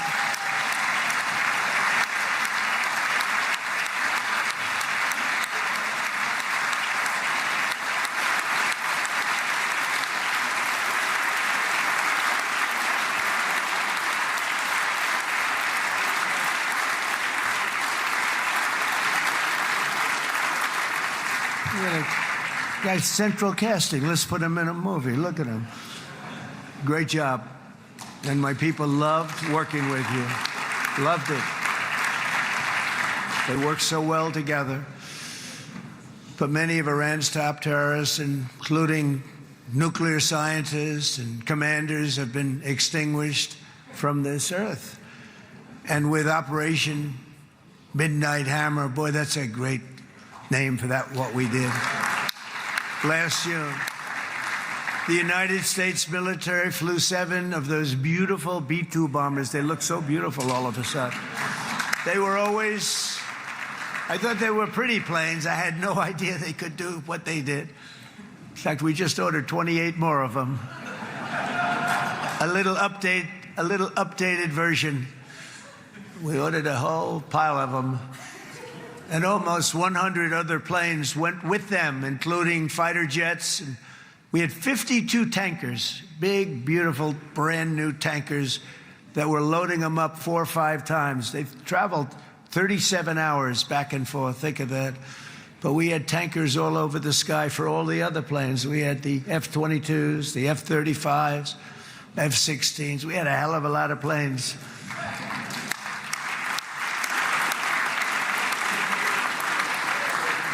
So we had 52 gas stations in the sky. That's what they call them. I'll tell you, I wouldn't want to be flying one of them. We have our great General Raisin Cain right here. General, stand up. This guy. What a general. Thank you.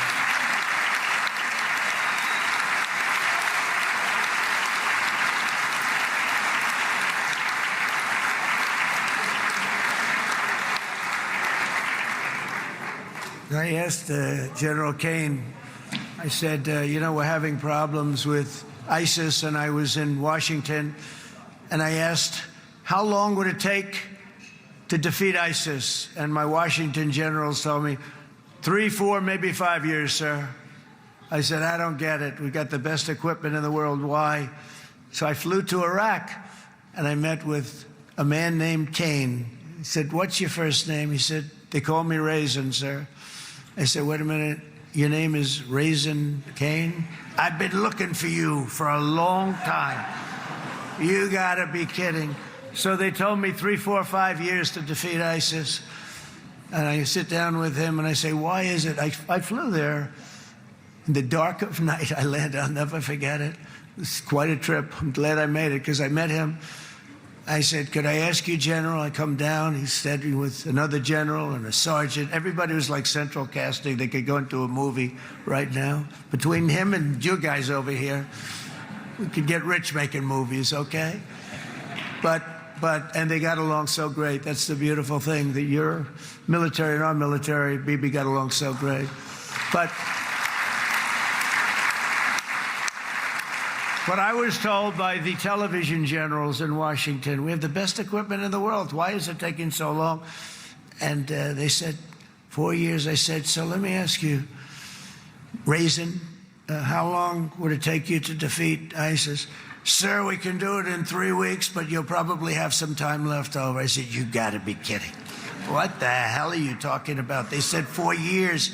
I said, well, sir, look, it's not my place to say, but you're asking me the question. What you have to do is you hit him from the west, you hit him from the north, you hit him from the south, you hit him above, you hit him below. I said, so why didn't they do it? And he didn't want to speak badly of his superiors, which is hard to believe they were his superiors. Should have been the other way around a long time ago, because he's the one that did Operation Hammer. It was flawless. It was flawless. It was absolutely flawless. And I said, so you really think you can do it in 4 weeks? Yes, sir, 100%. You have to do it differently than they were doing it. They were using one base, and it was hundreds of miles away. And he says, we have all these portable bases all over the Middle East. And they didn't want to use them because they didn't want to offend the country where the portable... They wouldn't have even known what the hell the planes were going up, right? They wouldn't have known. But he said, no, they didn't want to defend anybody, offend anybody. And but we can do it in 4 weeks. I said, you sure about that? I'm going to call you back. I'll call you back on Monday. I'm going back to Washington. But you think 4 weeks? Yes, sir, I think we can do it in 4 weeks. We'll have time left over. So I call him on Monday. I say, you think you can do it? 4 weeks. I said, go ahead and do it. He did it. I'll tell you, he did it in 4 weeks, less than 4 weeks. So, General, stand up, please. Again, this is a real general. This is not a television general. He doesn't want to go on television.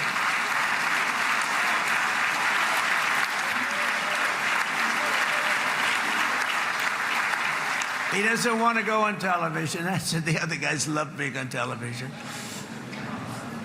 So we dropped 14 bombs on Iran's key nuclear facilities, totally, as I said originally, obliterating them. And that's been confirmed, and everybody understands it. Together we stopped the #1 state sponsor of terror from obtaining the world's most dangerous weapons. And if you think about it, if we didn't do that, and assuming we made the same deal that we have today, there'd be a dark cloud over this deal. And #1, it wouldn't happen because the other Arab and Muslim nations really wouldn't feel comfortable making the deal that we have now, right? If Iran had that nuclear weapon that they were about 2 months away from having. They would have had it in 2 months or maybe less than that. They were right at, this was our last shot.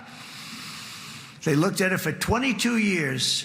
This was our last shot. The pilots told me that. They said, 22 years, sir. They looked at it. Our predecessors looked, they studied it. 3 times a year would do drills on that exact attack. And boy, did they get it right. But let's assume they didn't, and let's assume there was large-scale nuclear weapons in the hands of Iran. We couldn't be here today. Even if we signed the deal, which we couldn't do because a lot of people would not want to have anything to do with it, we took a big cloud off of the Middle East.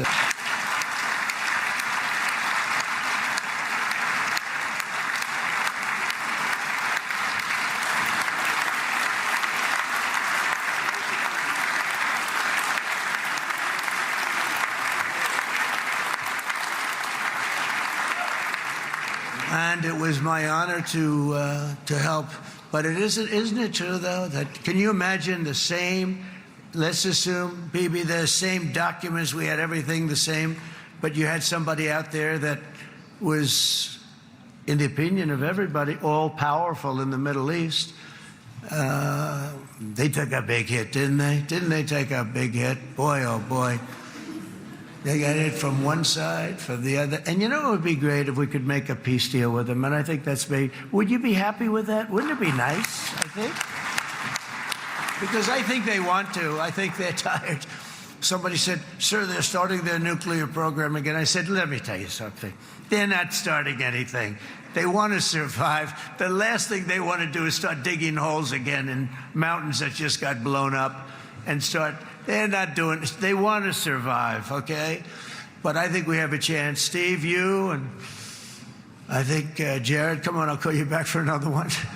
We always bring Jared when we want to get that deal closed. We bring Jared, but Steve, you and Jared and the General and Pete and Marco, you'll get that deal done easy. I think that'll be easy. But first we have to get Russia done. We got to get that one done. If you don't mind, Steve, let's focus on Russia first, all right? We'll get it done. In Lebanon, the dagger of Hezbollah, long aimed at Israel's throat, has been totally shattered. My administration is actively supporting the new president of Lebanon in his mission to permanently disarm Hezbollah's terror brigades. He's doing very well. and build a thriving state at peace with its neighbors. And you're very much in favor of that, I know. And it's good things are happening there, really good things. And with this week's ceasefire, we've achieved the most challenging breakthrough of them all, the most challenging breakthrough maybe ever. I mean, I've never seen anything like it. I've been involved in a lot of success. I have never seen anything like what's going on today all over the world. People are dancing in the streets, not just in Israel. They're dancing in the streets of countries that would have never danced in the street about what's happening today. They're dancing in those streets. So this long and difficult war has now ended. You know, some people say 3,000 years, some people say 500 years, whatever it is. It's the granddaddy of them all. And in an unprecedented achievement, virtually the entire region has endorsed the plan that Gaza will be immediately demilitarized, that Hamas will be disarmed, and Israel's security will no longer be threatened in any way, shape, or form. You're listening to President Donald Trump addressing Israel's parliament after all of the Israeli hostages have been released. 6:42. So Israel, with our help, has won all that they can by force of arms. You've won. I mean, you've won. Now it's time to translate these victories against terrorists on the battlefield into the ultimate prize of peace and prosperity for the entire Middle East. It's about time you were able to enjoy the fruits of your labor. Mr. Opposition Leader. I said he's a very nice opposition leader. I think no, he's a nice man. Bibi, he's a nice man.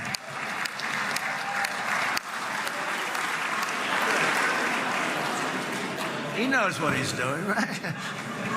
No, he's a very nice guy. Well, see, now you can be a little bit nicer, Bibi, because you're not at war anymore, Bibi.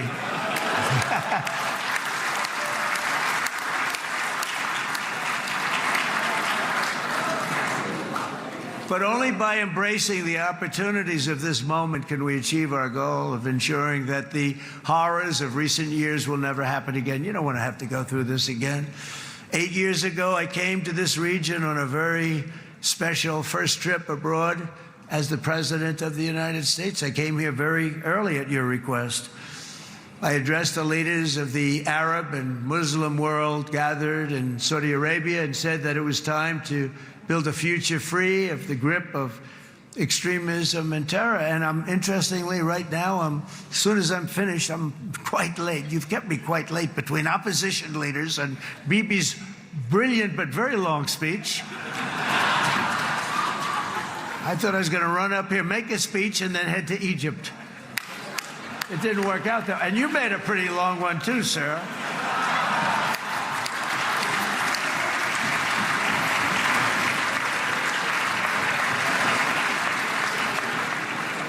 But I liked what you all said. It could be worse. Supposing on top of it, I didn't like what you said. That would be no good, Ron, would it? Ron, you did a great job, by the way, Ron.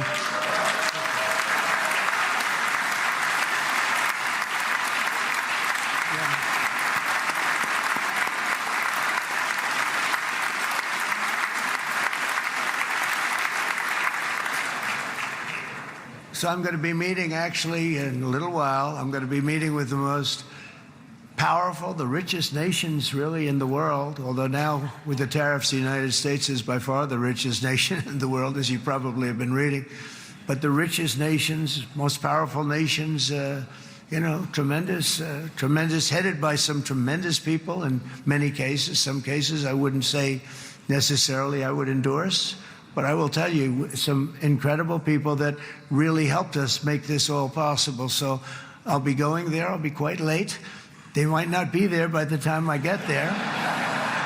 But we're going to give it a shot. But the journey we started back then led to the crushing defeat of the ISIS caliphate, to the monumental Abraham Accords, and ultimately to the historic ceasefire this week, in which many of those same nations really played a very pivotal role, I have to tell you. Steve will tell you that. Jared will tell you that. Together, we've shown that peace is not just a hope, that we can dream about. It's a reality we can build upon day by day, person by person, and nation by nation. And because of that, the Middle East is finally ready to embrace its extraordinary potential. You have extraordinary potential in this region. It should now be clear to everyone throughout the region that decades of fomenting terrorism and extremism, jihadism and anti-Semitism have not worked. They haven't worked. They've been a disaster. They've just killed. They've killed. They've backfired completely and totally. They've just totally backfired. Everything that you thought, take it worst case, it's turned out to be worse than that. They have not worked. From Gaza to Iran, those bitter hatreds have delivered nothing but misery, suffering, failure, and death. They've served not to weaken Israel, but to annihilate the very forces that did the most to foment this hatred. And it's really, I mean, everybody that's tried it has become irrelevant. Meanwhile, we've seen those nations that set aside their differences, reached across ancient divides, and pursued engagement are now among the most successful in the region.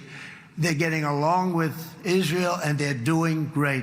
And I can tell you the 4 nations that joined the Abraham Accords early on, and you'd all be doing me a favor, and I'm going to be saying this in a little while to some other friends, would love you all to, is this right, Jared? Join up in the Abraham Accords. We have to join up and get together. You can have that whole thing filled out. We had a very weak administration, worst president in the history of our country by far. And Barack Obama was not far behind, by the way.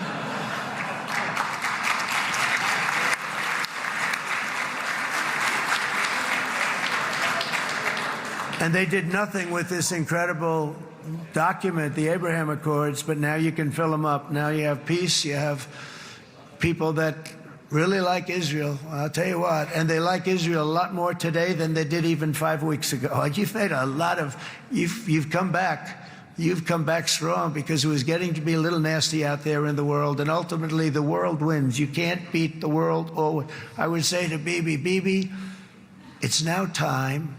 And he understood it better than anybody, because ultimately, you know, the world's a very big place.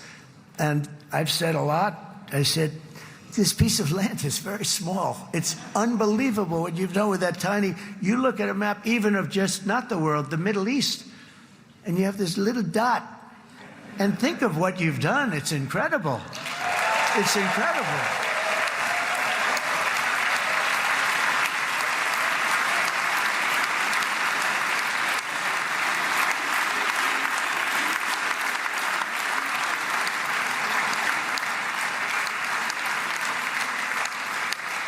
But the world is loving Israel again. And I said to him, you know, the world is big and it's strong.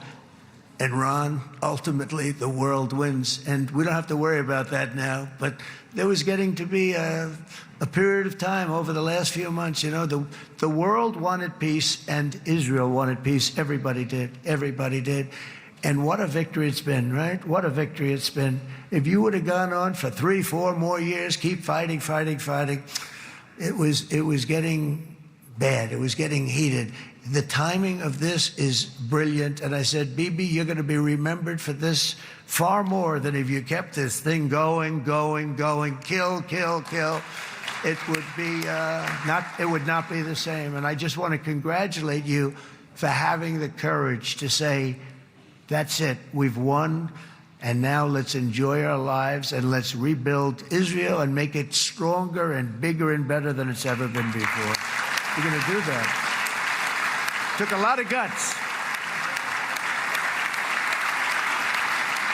And the choice for Palestinians could not be more clear. This is their chance to turn forever from the path of terror and violence. It's been extreme, to exile the wicked forces of hate that are in their midst, and I think that's going to happen. I've met some people over the last couple of months that want to see it happen very much, and After tremendous pain and death and hardship, now is the time to concentrate on building their people up instead of trying to tear Israel down. We don't want that to happen again.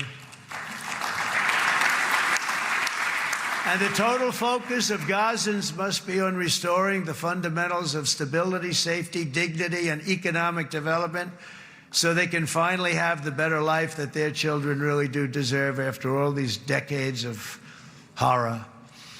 I intend to be a partner in this effort in the sense that we're going to help and we're going to do something that became unbelievably popular. Everybody wants to be on it. It's called the Board of Peace, okay? How about that? Is that a beautiful name? Like a Board of Peace.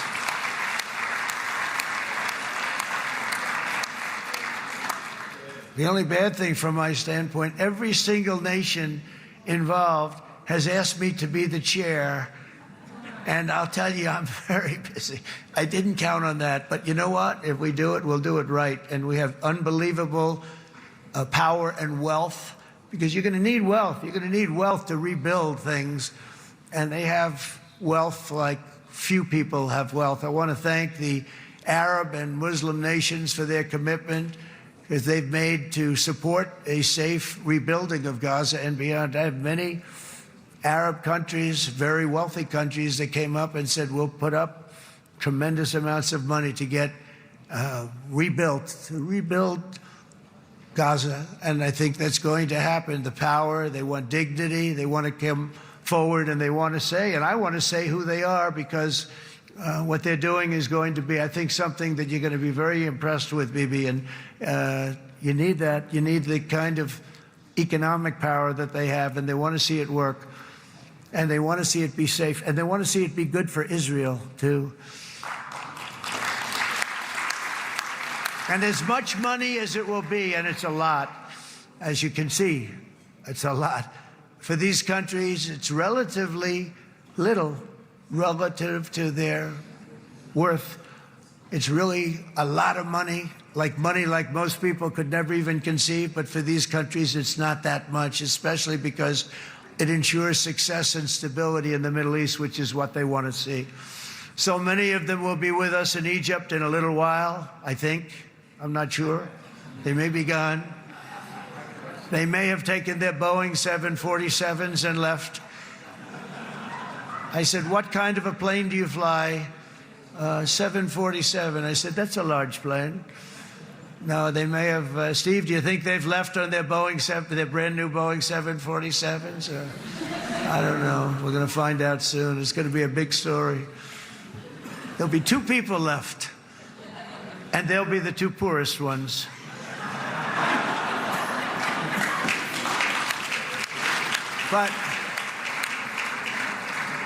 But it will be the wealthiest and most powerful group of nations. So the group that we have assembled, that's waiting for us, is the wealthiest and most powerful group ever assembled at one time. There has never been a group like this. And they're only looking for good. They want good. They're going to do good. And as those commitments are made, I'm going to let the world know who's doing it, because they really deserve to get the credit. And some of them probably won't want the credit, but they deserve it. It's more obvious than ever that the productive and responsible nations of this region should not be enemies or adversaries. You should be partners and eventually even friends, and that's what's going to happen. I know it. Together you can stand against the forces of chaos. Yeah, you go ahead. That's an important point.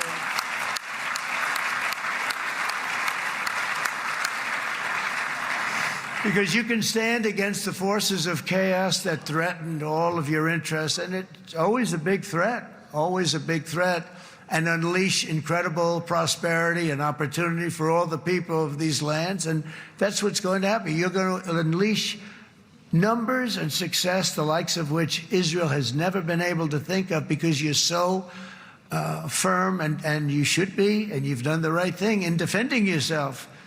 You're not going to have to worry so much about it. You've won, and now you can build, and you can do things that you never even thought possible. When you put that genius into doing something else, it's going to be something it's going to be a miracle. The miracle in the desert, it's going to be amazing. And it already is in a true sense. but it'll be wonderful when you can spend time thinking about other than war and defense and offense also. To that end, it's my firm hope and dream, frankly, that together the Abraham Accords will turn out to be everything that we thought they would.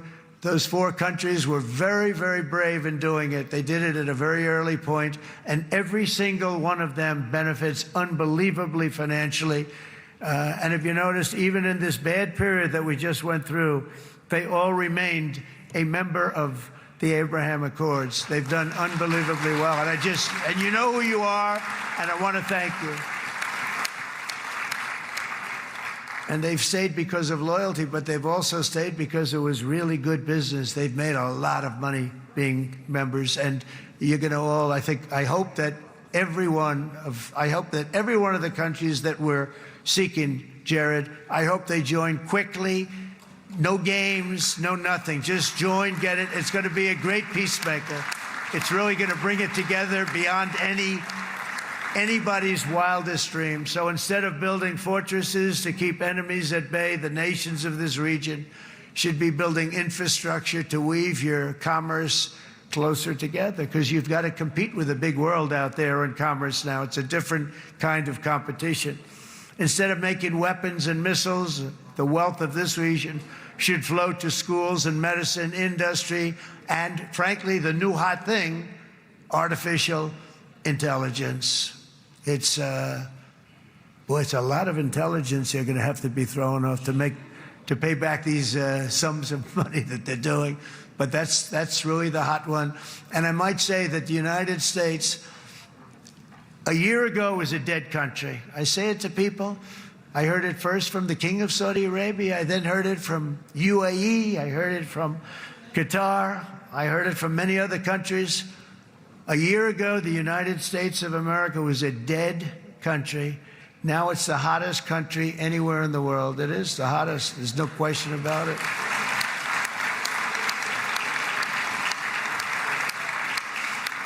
In fact, if you go back a year ago, before the election, although once we had November 5th, we became hot because people got it. I would say November 5th was a time that we became really hot. But once you go back a couple of years, if I were in charge and the country was doing what they would, nobody was going to ask me to speak. Nobody asked Joe Biden to come up and speak, I guarantee you that. And if they did, he would have turned them down, I promise you. He didn't speak. He didn't speak, and he didn't speak well. But all of the countries in the Middle East, it could have, what we're doing now, it could have happened a long time ago, but it was strangled and set back almost irretrievably by the administrations of Barack Obama and then Joe Biden. It was, there was a hatred toward Israel. There was an absolute hatred. The setbacks really started when President Obama signed the Iran nuclear deal. This was a disaster for Israel, and it was a disaster for everyone. And I remember that Bibi Netanyahu came to the United States and worked so hard to try and get Obama not to do that deal. WW10, Hendersonville, Nashville. He worked so hard. But it was like talking to a wall. I remember him telling me it was like talking to a wall. They wanted to go with Iran. They chose Iran, frankly, over a lot of other good nations, but specifically Israel. And that was the beginning of a very bad period of time. You had Obama go out, and the Iran nuclear deal turned out to be a disaster. And by the way, I terminated the Iran nuclear deal, and I was very proud to do it.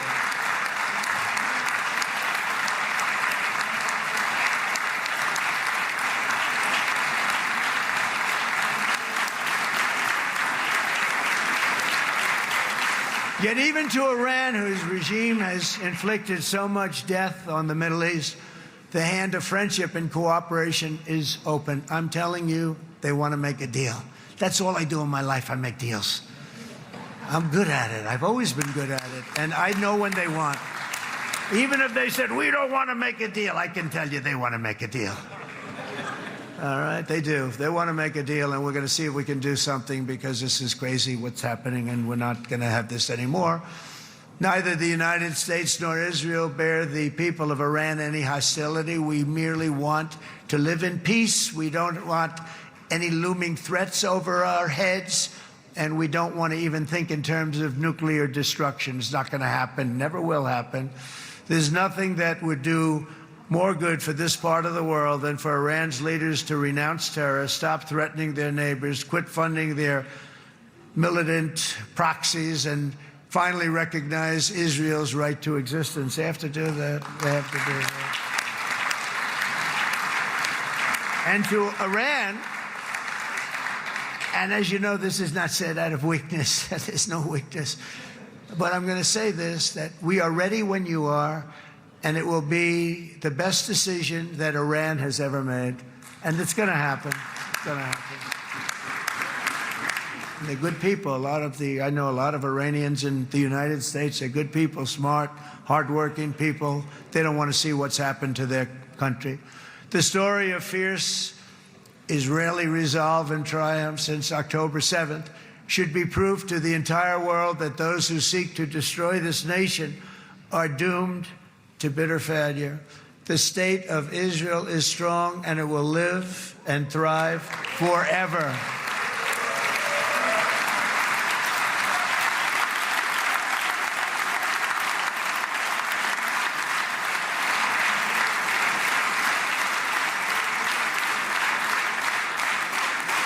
And that is why Israel will always remain a vital ally of the United States of America. Israelis share our values, field one of the world's most powerful militaries. You really do. You have an amazing, what a job you've done. And have one of the most innovative economies on earth. Those are just a few of the reasons why I'm proud to be the best friend that Israel has ever had. And they all say it in the White House. They all say it. I guess it's true because everybody says it, baby. You said it today. Thank you. But as president, I terminated the disastrous Iran nuclear deal, and ultimately I terminated Iran's nuclear program with things called B-2 bombers. It was swift, and it was accurate, and it was a military beauty. I authorized the spending of billions of dollars, which went to Israel's defense, as you know. And after years of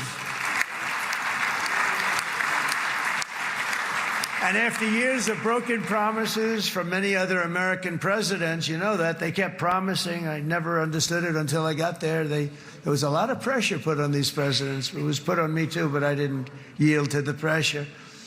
But every president for decades said, we're going to do it.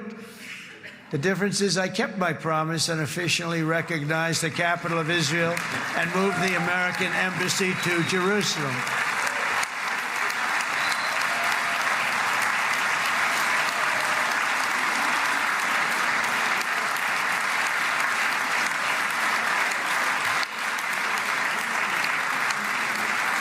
Isn't that right, Miriam? Look at Miriam. She's back there. Stand up, Miriam. Stand up.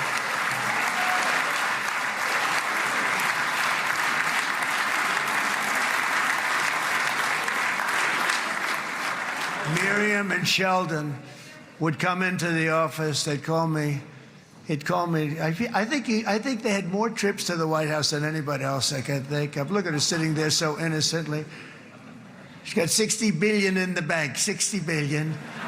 And I think she's saying no more. And she loves Israel, but she loves it, and they would come in, and her husband was a very aggressive man, but I loved him. He was a very aggressive, very supportive of me. And he'd call up, can I come over and see you? I say, Sheldon, I'm the president of the United States. It doesn't work that way. He'd come in, we would do. But they were very responsible for so much, including getting me thinking about Golan Heights, which is probably one of the greatest things to ever happen to Israel.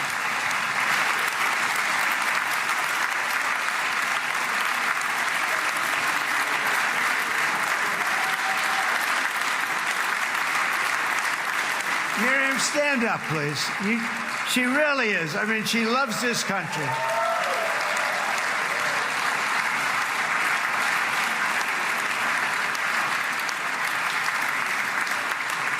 She loves this country. Her and her husband are so incredible. We miss him so dearly.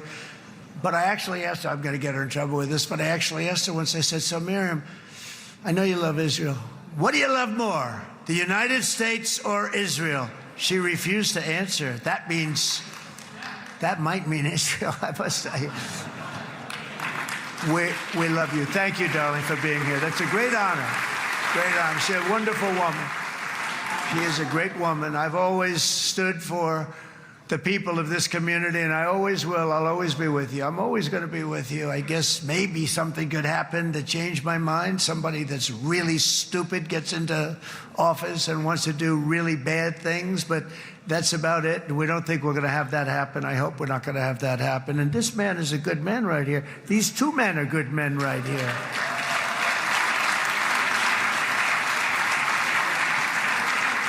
Hey, I have an idea. Mr. President, why don't you give him a pardon? Give him a pardon. Come on.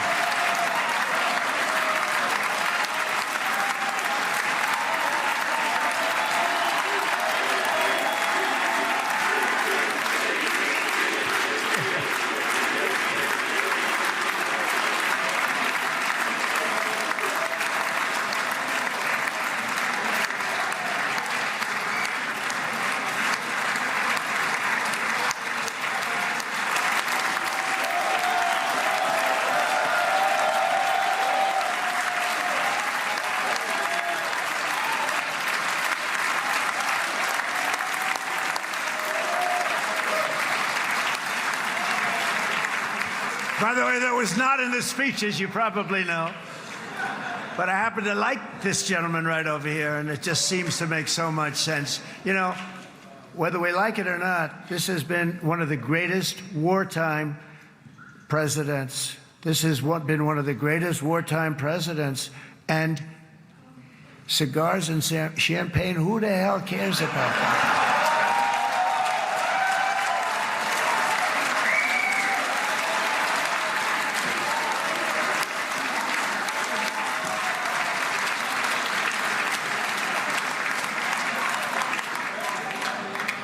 All right, enough controversy for the day, right? Actually, I don't think it's very controversial. So, you know, I mean, I see so popular. You are a very popular man. You know why? Because you know how to win.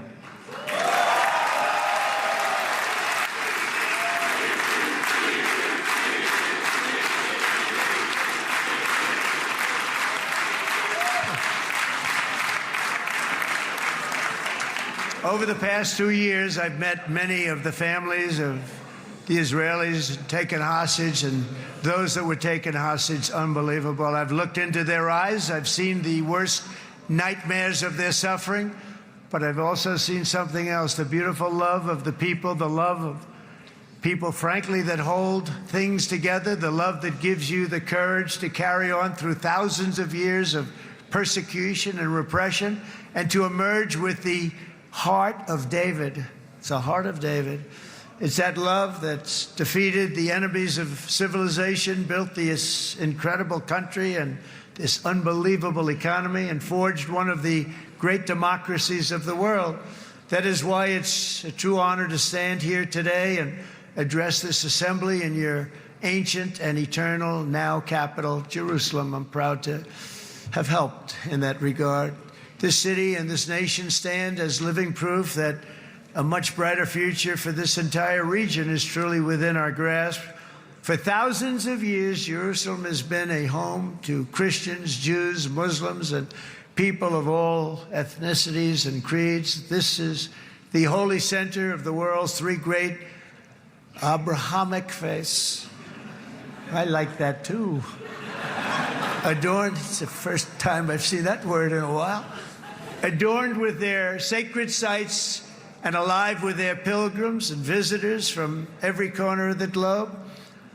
But here between the Western Wall, the Temple Mount, and the hill called Calvary, people of every faith and background live, work, pray, serve, and raise their families side by side, and they do it with love.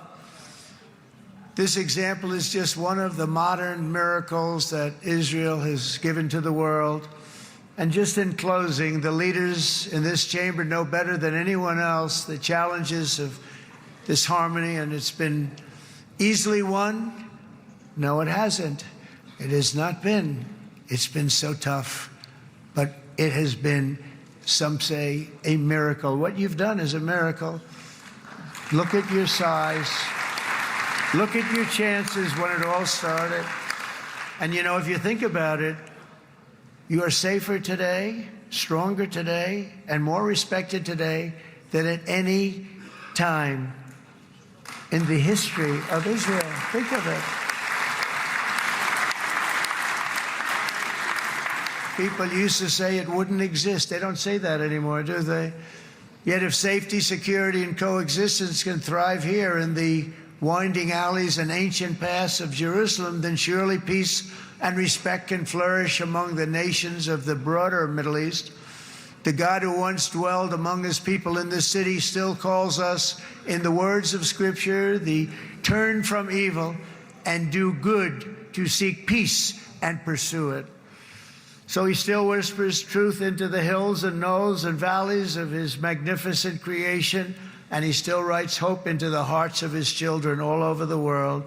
And that is why even after 3,000 years of pain and conflict, the people of Israel have never given up from the threats of Zionism, from all sorts of threats. You want the promise of Zion. You want the promise of success and hope and love and God. And the people of America have never lost faith in the promise of a great and blessed future for all of us. From the very first day that modern Israel was founded, we have stood together through thick and thin, the thin of setbacks, and through victory and defeat, through glory and heartache. We have built industries together. We have made discoveries together. We have confronted evil together, and we have waged war together. And perhaps most beautifully of all, we have made peace together.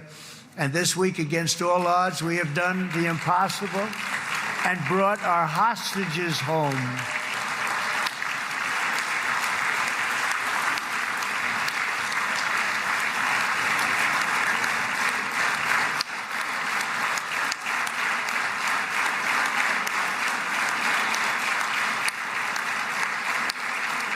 So now we're going to forge a future that is worthy of our heritage. We're going to build a legacy that all the people of this region can be proud of.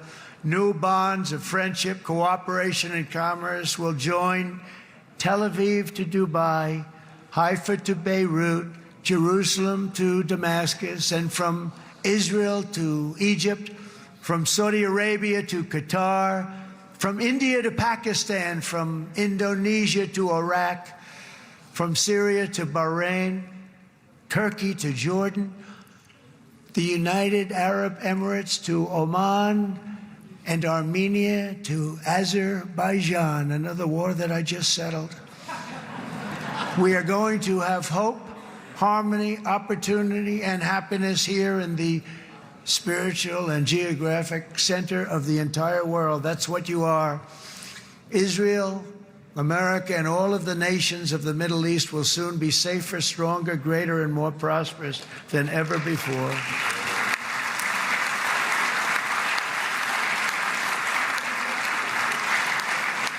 And I want to thank you all once again for this exceptional honor. This has been truly an honor. It's seldom that a president is invited to do this.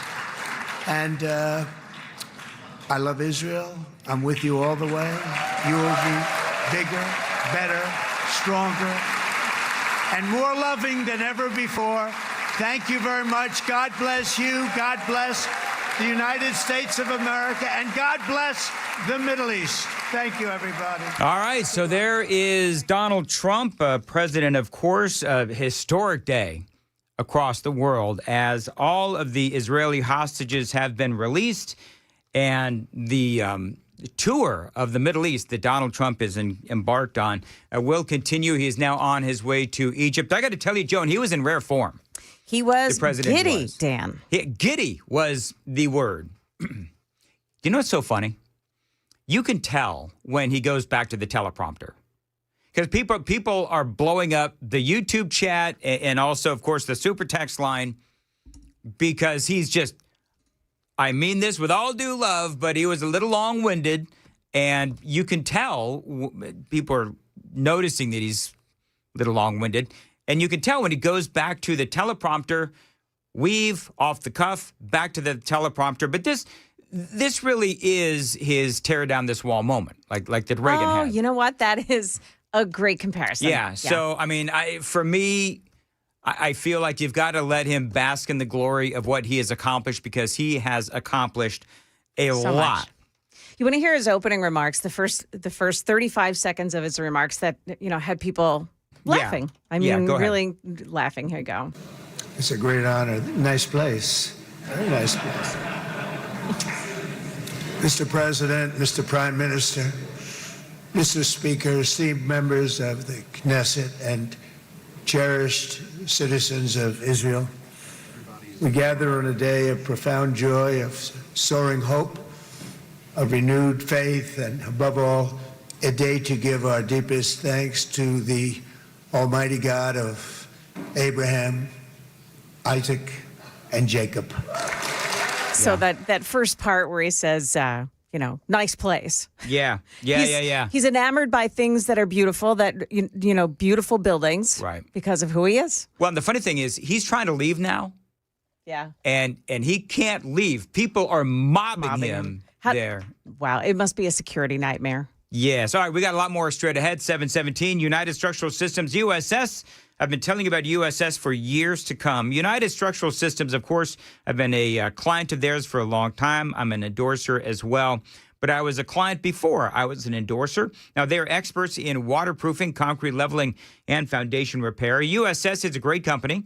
They've helped me several times with my home, and that is why I proudly endorse USS. I'm one of 30,000 satisfied customers. Listen to this recent review on Google. Guy says that USS was highly professional. The crew was phenomenal from start to finish. They treated his home as if they were working on their own. He does give United Structural Systems 5 stars all the way. They're not going to charge you for any unnecessary repairs, and you won't pay a dime until the work is done and you are a satisfied customer. We guarantee our best. Call USS 615-488-7855. They can help you with basement and crawl space waterproofing, basement wall stabilization, foundation repair. 615-488-7855, USSTN.com.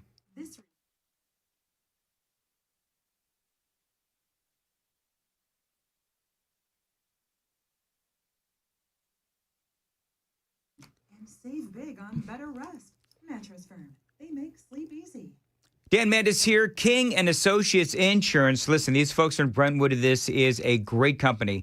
Now, King and Associates Insurance, they are independent agents, and that is a huge difference. But it does go beyond just having multiple companies to shop for you, by the way, weeding out the non-competitive companies, keeping great relationships with the biggest and the best companies, along with bundling. But unfortunately, life happens. They get it. Here's a true story about my friend and a coworker that switched from a previous independent agent, got better coverage on his home and its contents, even his cars. He received flawless communication and a true champion in his corner after his 16-year-old daughter's car accident, and they still saved him thousands of dollars. King and Associates Insurance, thousands from an independent agent who was overcharging him for years. Now, you, my friends, can make the switch and save the same, if not more. But don't make the switch because my buddy did. Switch because you should. As a business, family, or an individual, make the switch to King and Associates Insurance. I'm sure you have a good use for the money that you're going to save. Call them.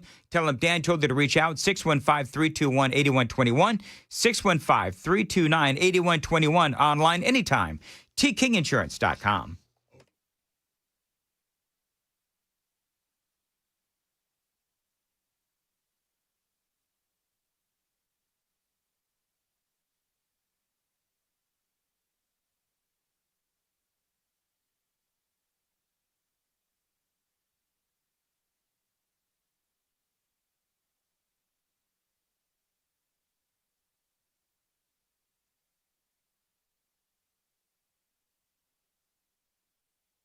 Dan Mandis here for my friends at Zintex, Zintex, Zintex.com.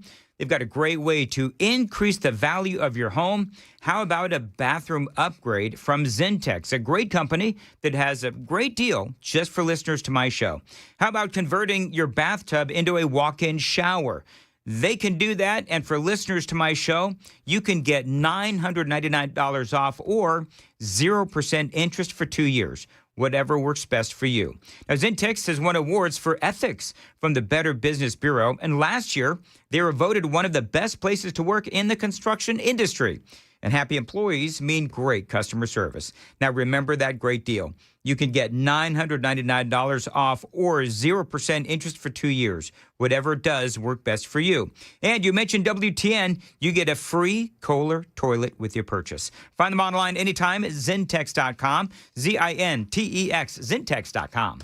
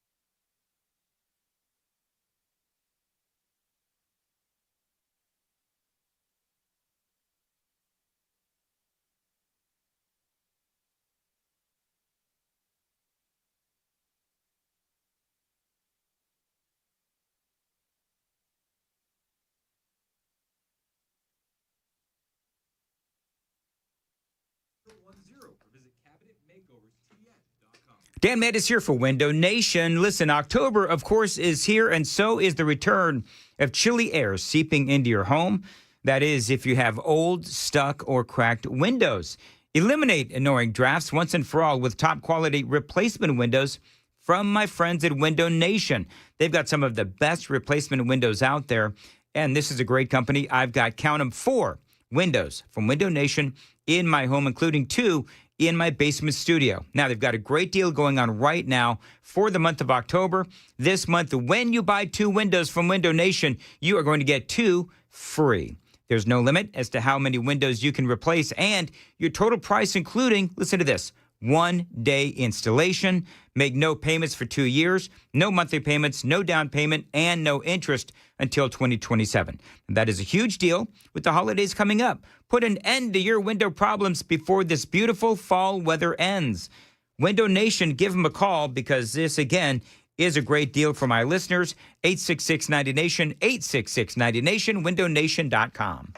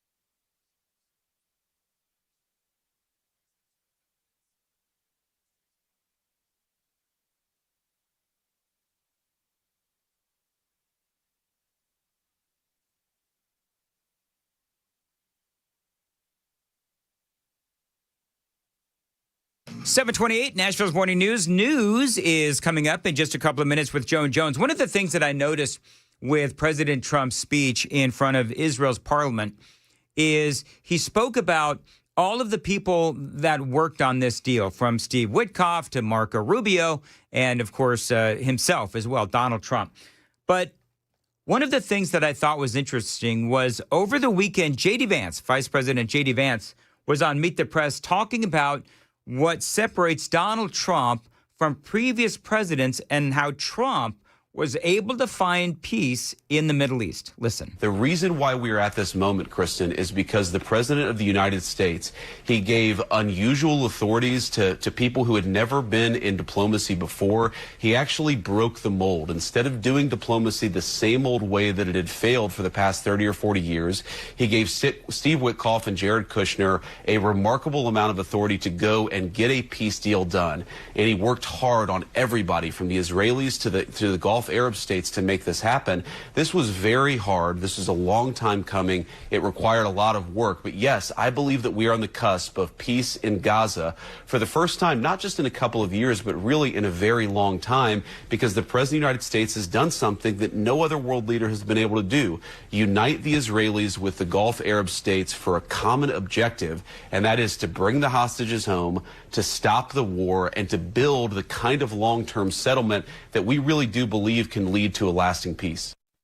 So now that is the question. Will the peace be lasting? By the way, go watch us on YouTube and take the Daily Dan poll. Do you believe that peace in the Middle East will be lasting? So far, last time we checked, people were like, no. Very cynical and skeptical. 80-20 issue, 80% saying no. Okay, we'll have to see what happens. 7:30, Nashville's Morning News on WTN.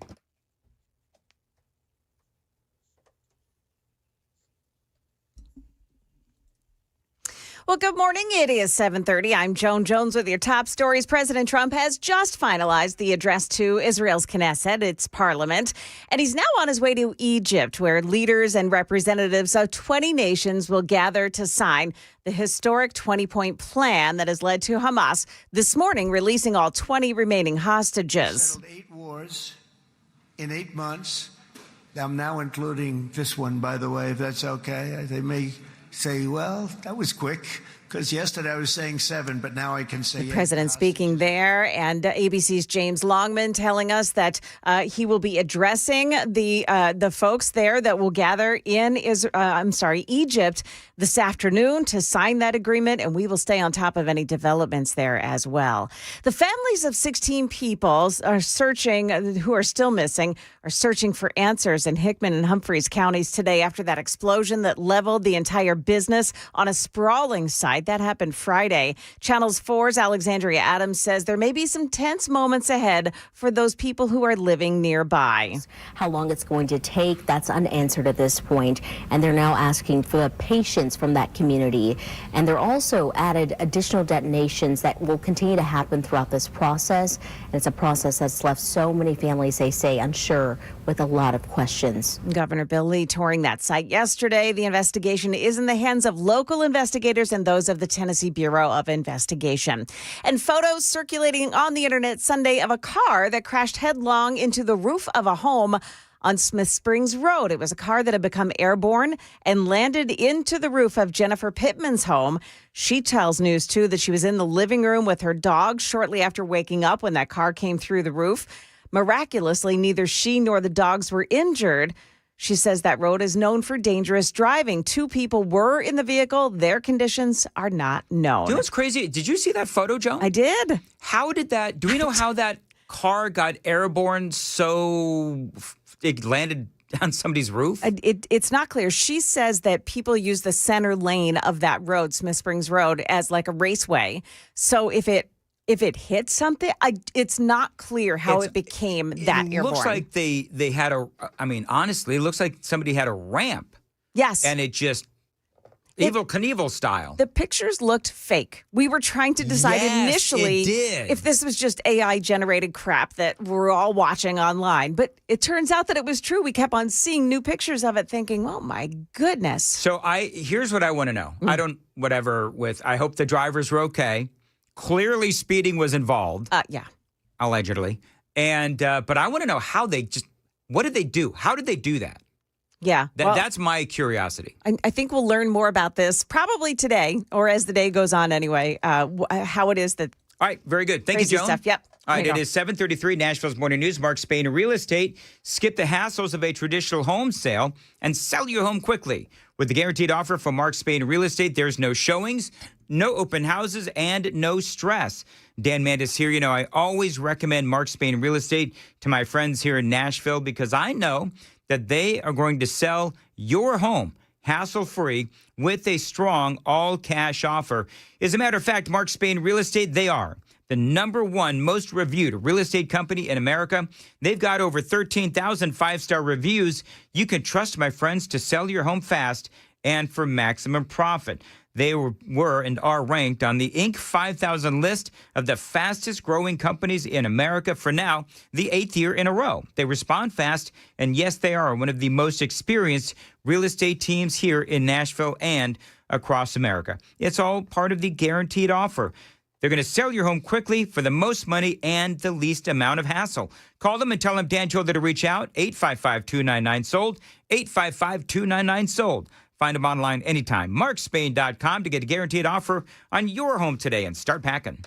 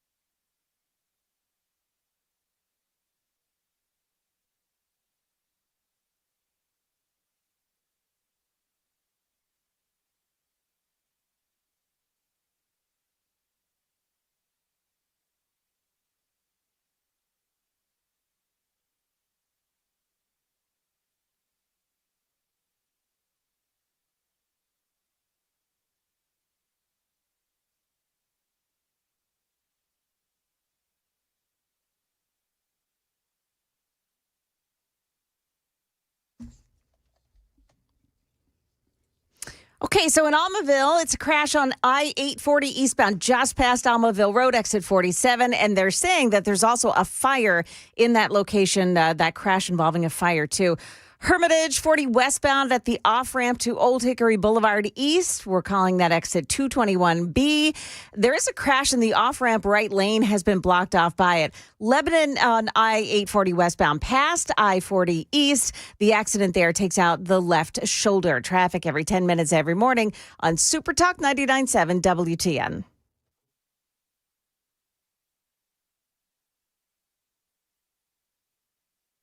$7:37, Nashville's Morning News on Super Talk 99.7 WTN. You know, we're talking about how 80-20 on the poll on YouTube believe that there's no way that peace will be lasting in the Middle East. But a lot of people checked in with me over on the super text line and said, well, the reason for that is not because they don't trust Israel, but because they don't trust Hamas.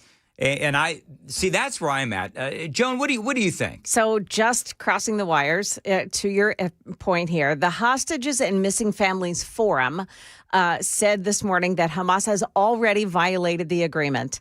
by releasing 4 of the 28 deceased hostages' remains, but not the others. Okay, so, and that, Joan, brings us to where we began. Yes, which exactly. is, 5 o'clock in the morning. Yeah. When all of this has all been breaking overnight. And if you're just joining us, Hamas has released all of the living hostages. The deal was, though, that we were supposed to get we as in Israel and the United States, they were supposed to release the remains as well. Of 28. Of 28. Others, yeah. And they've only released the remains of 4. And somehow they don't know where the remains of the rest are.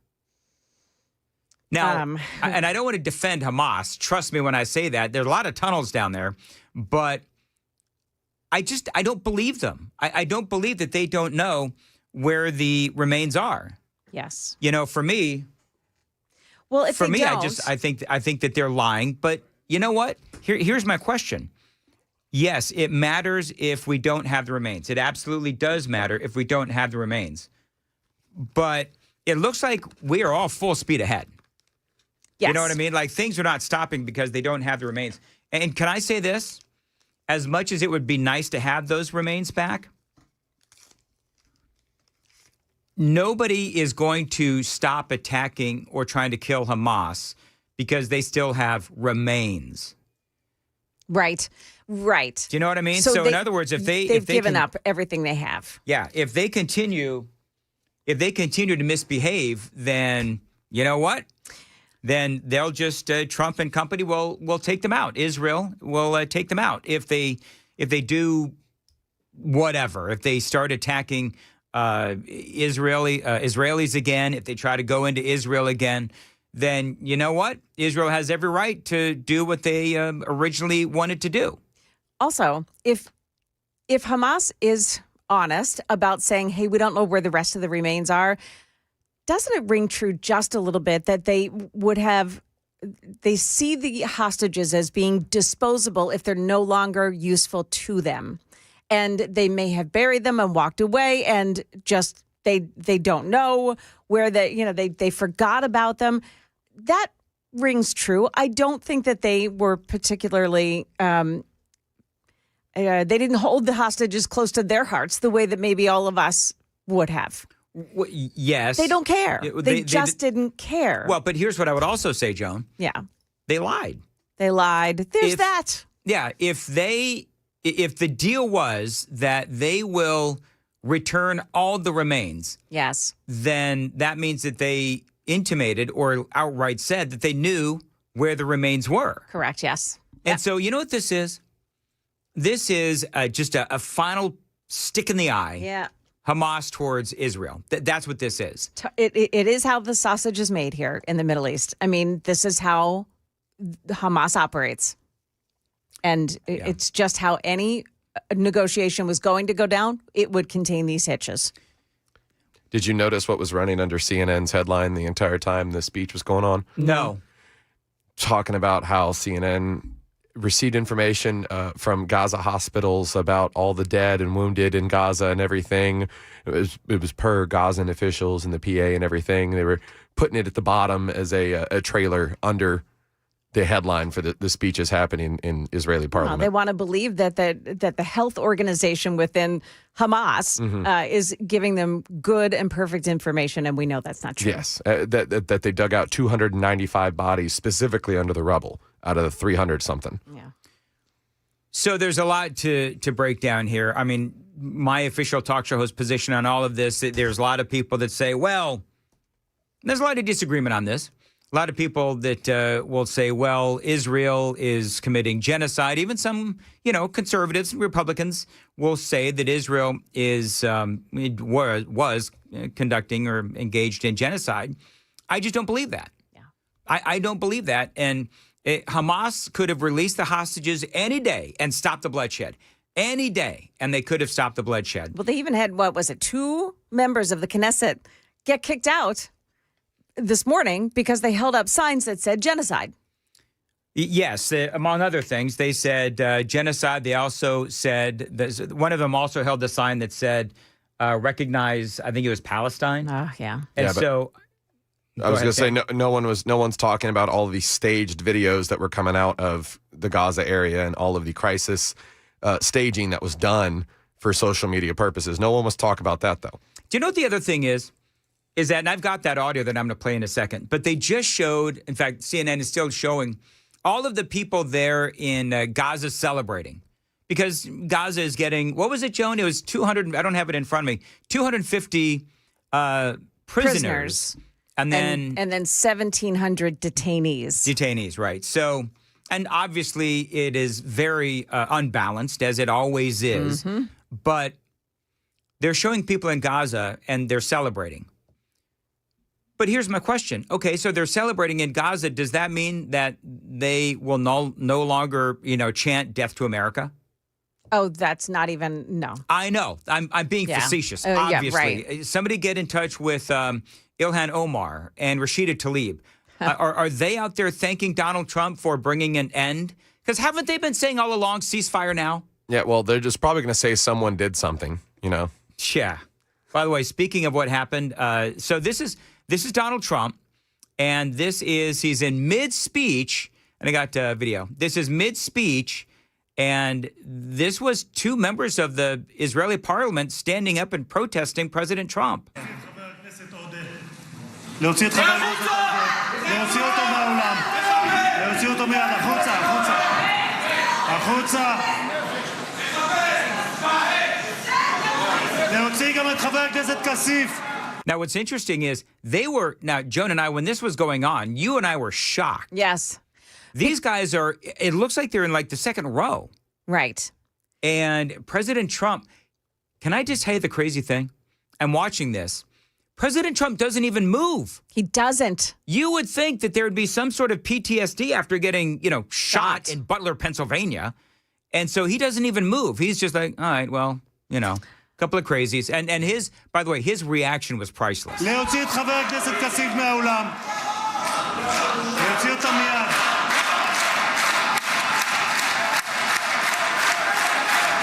The entire place starts applauding. And they're applauding for Donald Trump as they escort these two guys out of the building.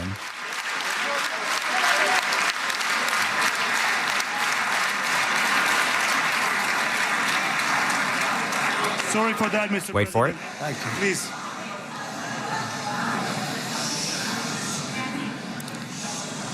That was very efficient.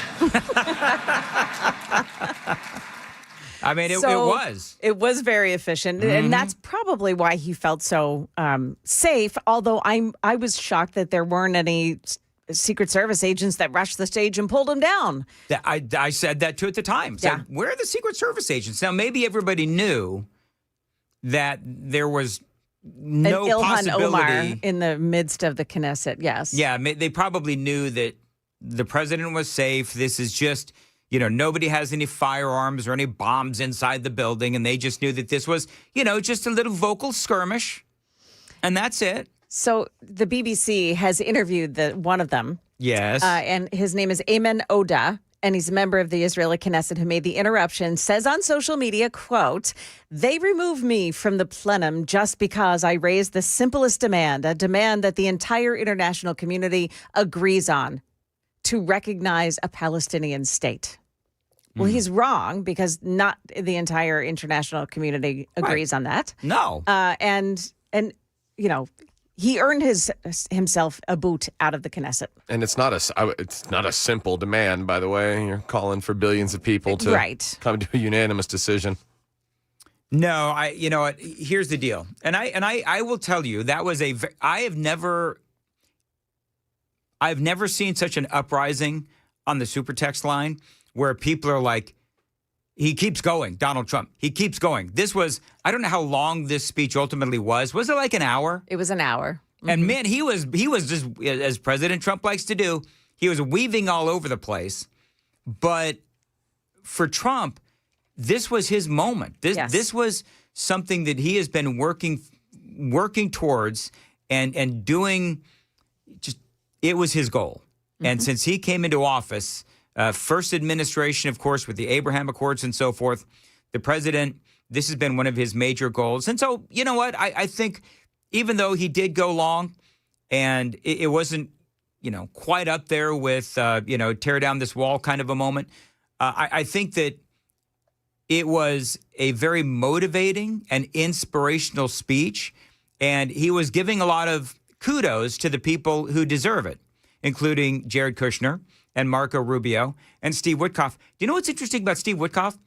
So I was talking, way back in the 5 o'clock hour, right? Steve Witkoff, isn't he like a real estate developer? He's not one of these, foreign policy wonks. And Trump just brought him into the administration. People were really, critical of Steve Witkoff at the time. And he came in and he, as Donald Trump was giving him his kudos, Steve Witkoff was crying. And there are all these people that are out there, including, by the way, and we played it earlier, even Hillary Clinton is giving props to Donald Trump for what he has been able to accomplish. Hell just froze over, honestly. Yes. Yeah. You're right. Hell did just freeze over. And so, for the president, he's on his way now to Egypt. And there's all kinds of great audio bites from the president, again, as he weaved in and out between the teleprompter and his off-the-cuff remarks. But I do believe that it was a great speech, full of great sound bites. And so we'll continue to cover this as the hostages, the Israeli hostages, are now free.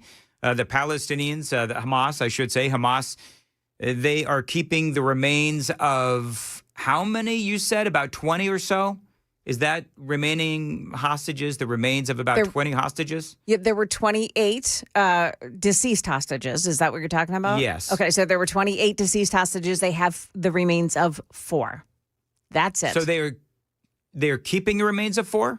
Or they have handed over the remains of 4. Right. So the rest, they still say, we just don't know where they are. Which means that they lied during the negotiation. Yes. Which means they lied during the negotiation, which means that they did not negotiate in good faith. And as I said, they have no more living hostages. So for Hamas, we'll have to see ultimately what the reaction is from Israel. It is 7:50 on Nashville's Morning News on Super Talk 99.7 WTN. The Super Text line is open, very active this morning. Thank you. 615-737-9986. Joan's got the news coming up at 8 o'clock. Joan, what do you got? Well, we will talk about why Benjamin Netanyahu is not going to join the rest of the world as it gathers in Egypt today. Also, the investigation into Friday's devastating explosion at Accurate Energetic Systems will tell you the latest that we know about that situation. That's coming up here at 8 o'clock on Super Talk 99.7 WTN.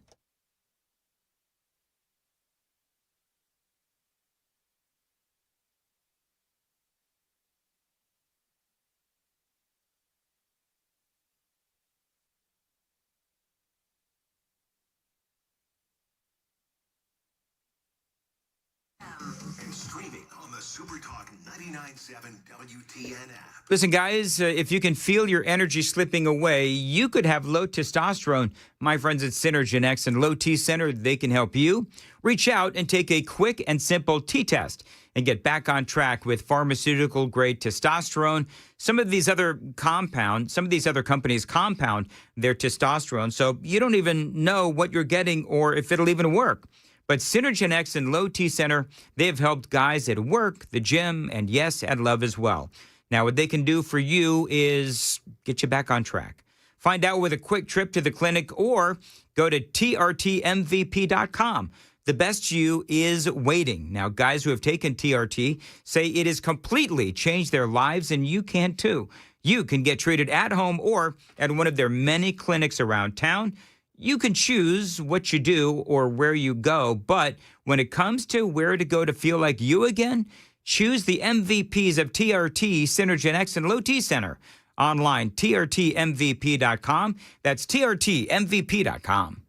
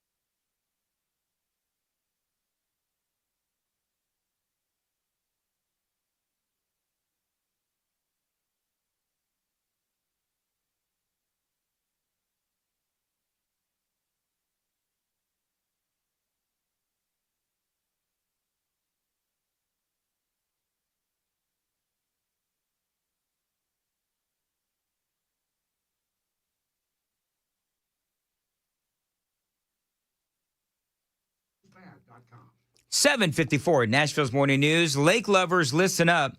Tennessee National Lakefront Resort Golf and Marina Community. They are releasing a brand new phase of lake lots, one day only, on Saturday, October 18th. This is about 20 minutes outside of Knoxville, Tennessee. If you've always wanted to live by the lake, this is a terrific opportunity for you. Thanks to my friends at Tennessee National. Cottage packages with boat slips, they are starting at $379.9. Home sites with 40-mile views and covered boat slips, they are starting at $99.9. They've got move-in ready homes and custom builds. Lot sizes up to 7 acres as well. The amenities at Tennessee National, they are amazing. They've got pickleball, they've got swimming pools, coffee shops, marinas, hiking trails, and a whole lot more. When I say this is a lakefront community, it is definitely a community. Don't forget, October 18th on Saturday, new phased lot releases are going on. One day only. Call them and secure your private tour. 865-408-9992. 865-408-9992. Find them online anytime. Tell them Dan told you to reach out. TennesseeNational.com. That's TennesseeNational.com. Memories begin here at Tennessee National.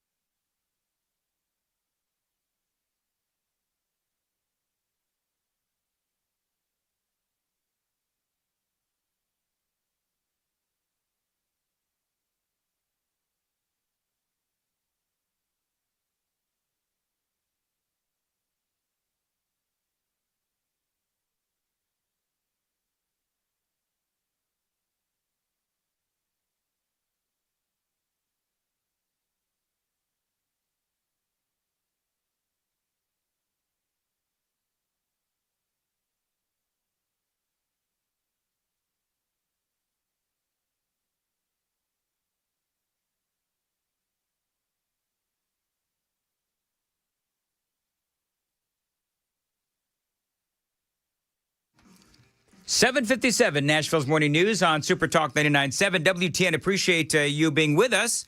Hey, coming up after the news at 8 o'clock, one of our friends from the Heritage Foundation is going to help us break down not only Donald Trump's terrific speech in front of the Israeli parliament, but also what Benjamin Netanyahu had to say, because he had a lot of great things to say about President Trump as well and his support for Israel. You know what's interesting, Jones? A couple of people actually said that they were surprised that President Trump didn't thank Mike Huckabee. Oh, now, I wondered that too. Did Trump forget Mike Huckabee? I mean, goodness gracious, he thanked everybody. He's the ambassador to Israel, yes, the U.S. ambassador to Israel. Yeah. And long an ally of Israel. Absolutely. So did he forget him? I suppose that's possible. I just don't know how you could. Right. He's got a lot to do with this. Oh, absolutely. And again, he's been a big supporter of Israel for many, many years. So it is, I mean, I think obviously it is a very historic day. Our coverage will continue. By the way, coming up at, I think about 8:35, we are going to speak with, I think it's the sheriff in, is it Hickman County? Yes, the one that you have gotten for today? Yeah, Chris Daniels, I think it is. I'm buried in all my Israel notes. Yes. But anyway, we've got an interview with the sheriff out in Bucksnort. It's Hickman County Is it Sheriff. Hickman County? Okay. Chris Davis, 8:35. Chris Davis. So 8:35, because there are things of a local concern that we have to talk about as well. So Chris Davis, Hickman County Sheriff, is going to be with us at 8:35. I think is going to be just coming out of a briefing. Of course, as you know, the big explosion in Bucksnort, the investigation does continue. He's going to give us the absolute very latest there as Nashville's Morning News continues on. 615-737-9986 is the super text line if you want to chime in. 615-737-WWTN. And got a lot more straight ahead. Nashville's Morning News on Super Talk 99.7 WTN.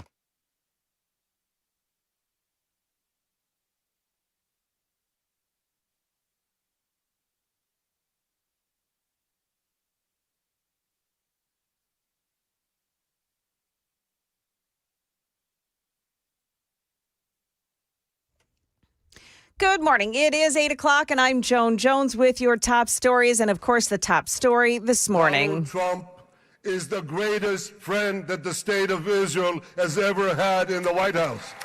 And with that, Israel's president welcoming President Trump to the Knesset today with a rousing speech, dotted with applause and standing ovations.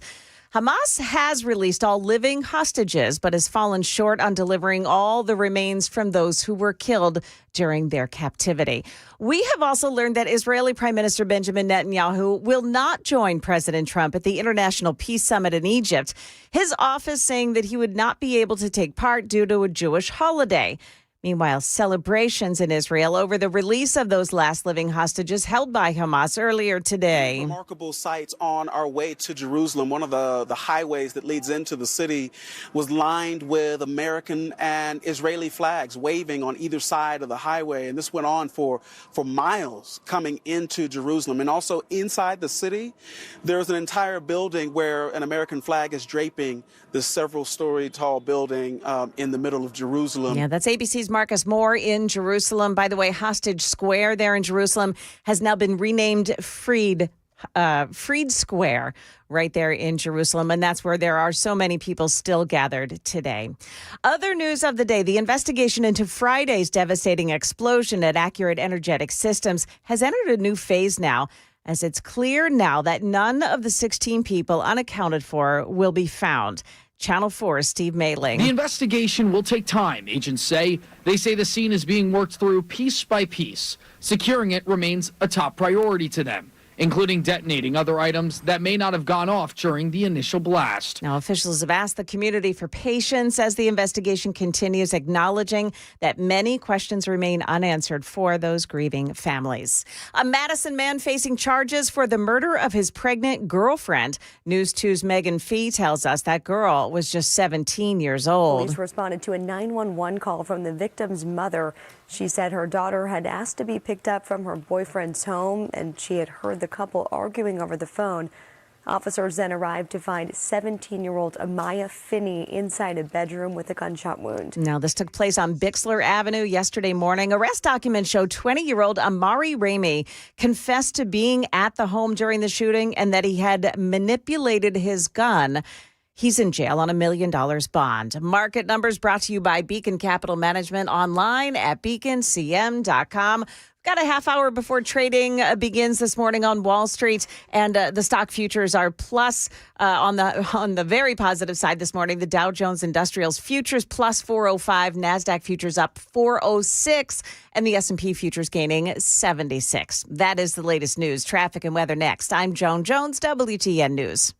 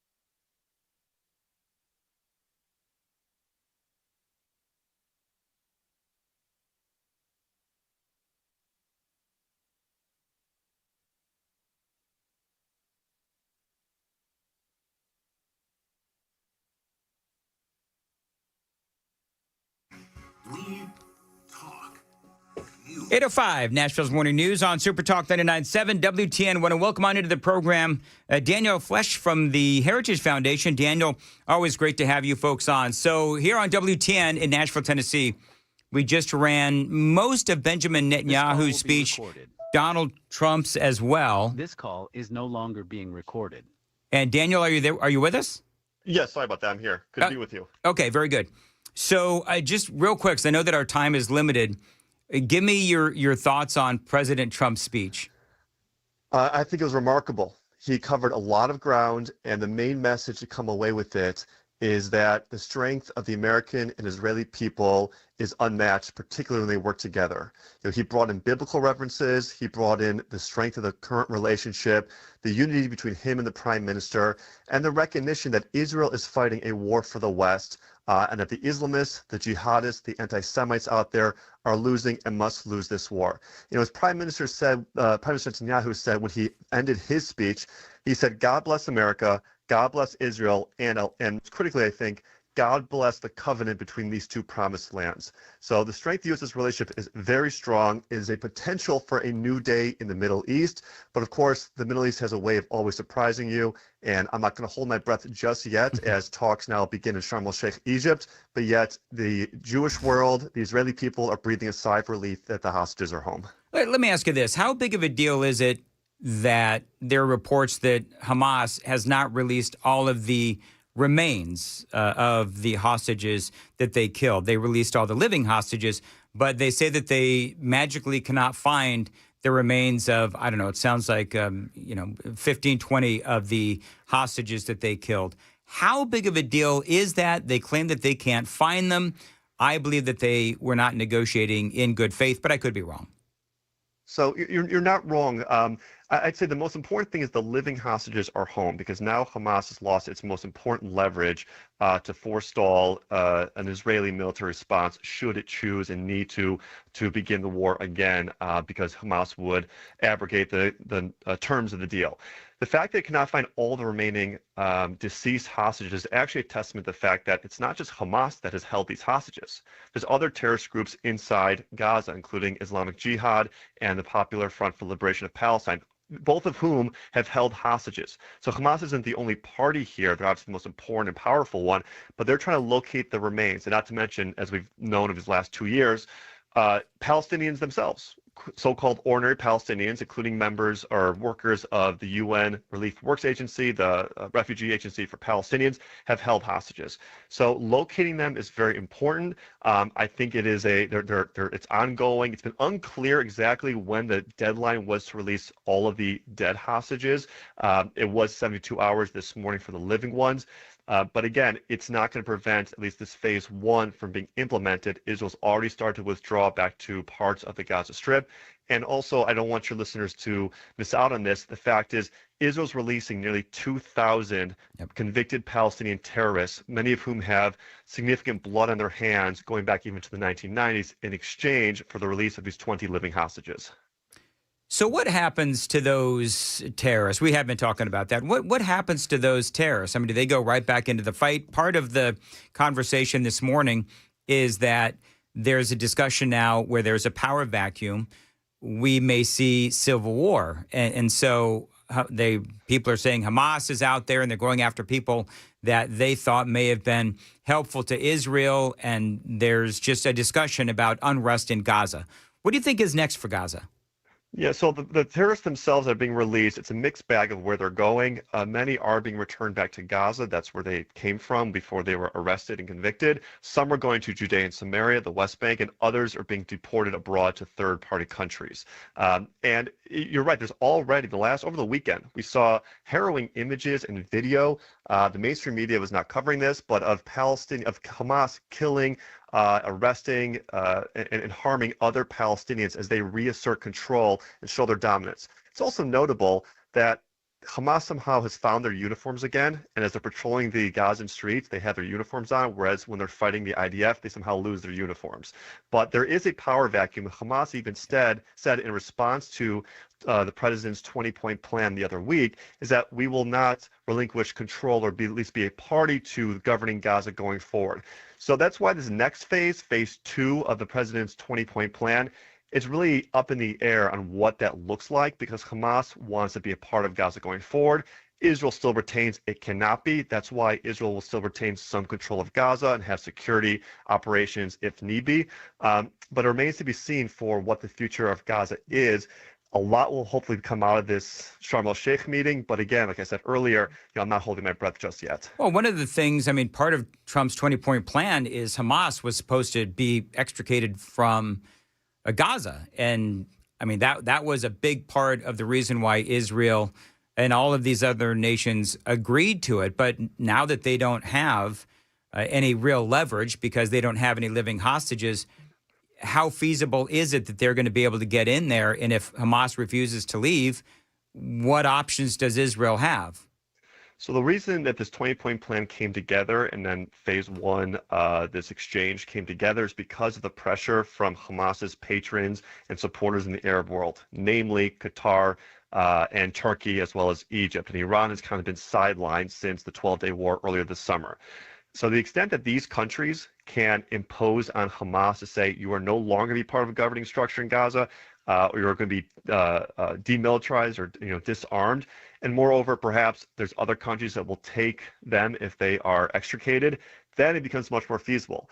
But there's no one that can force or compel Hamas to disarm short of the IDF. So for Israel to accept this deal, it was you couldn't really turn down this deal because the president was coming to you. You're going to get your living hostages back. And for the most part, Israel's military aims had been achieved in Gaza. So it was an opportunity for Israel to take a break from this war, for the reservists to return home, to get the hostages out, but realizing that unlike in previous conflicts, or unlike right now in Lebanon, where Israel has gone south of the border, but still retains operational freedom in southern Lebanon, Israel's going to maintain, the IDF will maintain a presence inside Gaza and be able to conduct operations should the need arise. So it's very unclear how phase two will be implemented, particularly because Hamas says we're not going to disarm, but yet at the end of the day, the broader strategic developments here are notable. The ground has shifted. The Indonesian president was talking about coming to Israel. He's actually offered troops to help stabilize Gaza, perhaps join the Abraham Accords. So the big picture is changing while still there's a lot of tactics to be figured out. Well, it is interesting because you do have all of these other nations, the coalition, if you will, that Donald Trump was able to pull together. It is just incredible over the last 2 years. And I guess part of my final question as we wrap this up, I know that our time is limited, is when it comes to rebuilding Gaza, what does that look like? Do you think that because there's going to be this disagreement over what happens with Hamas, who is sitting on this board as they talk about rebuilding Gaza, do you think that it's feasible that this will be rebuilt here in the next 10, 15 years? It's possible. It's possible. I'm not going to put a number on it, but certainly it's possible. And that's probably what the summit's going to be about, is trying to get commitments from the Gulf countries and other Arab countries to say, okay, what kind of investment are you going to put into Gaza? Not only from a manpower in terms of security perspective, but really from a financial one. How committed are you to rebuilding Gaza for the Gazan people? And of course, a big, a bug in that ointment really is Hamas. And until Hamas is no longer a participant in Gaza's political or security infrastructure, the fact is they can disrupt and play spoiler all day long.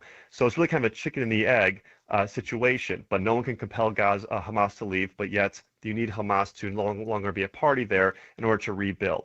So again, I come back to what kind of pressure can the Arab countries apply on Hamas for them to no longer be a party in Gaza going forward. But this rebuild will take a generation. And it's not only rebuilding the infrastructure, the buildings, the roads, etc. It's also rebuilding the population. What I mean by that is this is the most radicalized population probably on the face of the planet. They are anti-Semitic. They do not want to build a Palestine. They want to destroy Israel. And so trying to de-radicalize that population is a necessary ingredient moving forward. But that also will only take a generation to do so. Oh, it's interesting because we're talking before you came on. You see all the people celebrating in Gaza, yet I can guarantee you they're not giving Donald Trump any credit. They're just happy that their people are home. But, we'll have to see ultimately what happens next. Real quick, last question, I promise. Let's say there is a civil war that happens in Gaza. And let's say that these warring, various terrorist organizations start battling each other. Whose responsibility is it to deal with that? That's a great question, and the answer is essentially it's the Gazans themselves. Okay. There's no force that's gonna impose itself in a situation short of the IDF, and the IDF will only do that so long as Israel and its border communities are no longer threatened. But right now, it is a bit of a power vacuum. The United States is not going to send troops. Egypt will not. Certainly, they've been building the strongest border wall in the world along the Gaza-Egypt border to not allow Palestinians into the Sinai. So it's unclear. The Palestinian Authority has no role right now in Gaza. Obviously, Mahmoud Abbas wants to have it, and no other Arab party can deploy troops there. So it really is an opportunity for Gazans to try to reclaim the Strip for themselves against Hamas. But if Hamas is not disarmed, then certainly they are still the governing power. All right, Daniel Flesch from the Heritage Foundation, thank you very much for joining us here, certainly at the last minute. A great analysis as always, and we'll hope to talk to you again soon. It's at 8:15. Time to check the roads on WTN.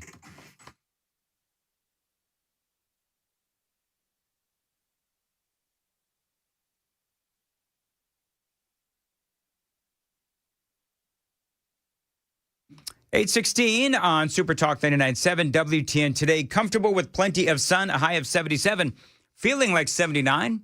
Appreciate you listening to Super Talk 99.7 WTN. All right, I want to get to this just very quickly because I think that it shows you the absurdity of some in the mainstream media. I want to talk about George Stephanopoulos. Did you see this interview? Just kind of careening and ricocheting all over the place.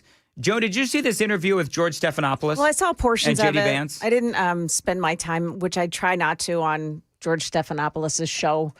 But I did see the portions of it, especially the ones that you posted over the weekend on social media. Yeah. So George Stephanopoulos is being blasted on the socials because he cut off JD Vance, who was not allowed to respond to specific allegations regarding Tom Homan. Of course, Donald Trump's supporters are. And the accusation is that Homan accepted a bribe. So let me show this to you, that video. And this is JD Vance and George Stephanopoulos. I don't know what tape you're referring to, George. I saw media reports that Tom Homan accepted a bribe. There's no evidence of that. And here's, George, why fewer and fewer people watch your program and why you're losing credibility. Wow. Because you're talking for now 5 minutes with the Vice President of the United States about this story regarding Tom Homan, a story that I've read about, but I don't even know the video that you're talking about. Meanwhile, low-income women can't get food because the Democrats and Chuck Schumer have shut down the government. Right now, we're trying to figure out how to pay our troops because Chuck Schumer has shut down the government. Yeah. All right. So do you know that part of the interview between Stephanopoulos and JD Vance, do you know that was longer than the questioning about Israel? Did you also know that Stephanopoulos didn't even ask about the government shutdown? Now, these allegations have been floating for a while regarding Tom Homan. The accusation is that Homan accepted a $50,000 bribe. This was during Biden's administration, where FBI officials posed as businessmen who allegedly, they say, paid Homan $50,000 to steer immigration-related services to their company after Homan joined a future Trump administration. So they say that they've got Homan on video or audio accepting a $50,000 bribe.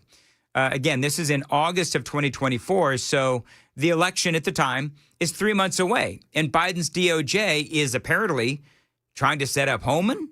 Is that what was going on? Because that's what it sounds like.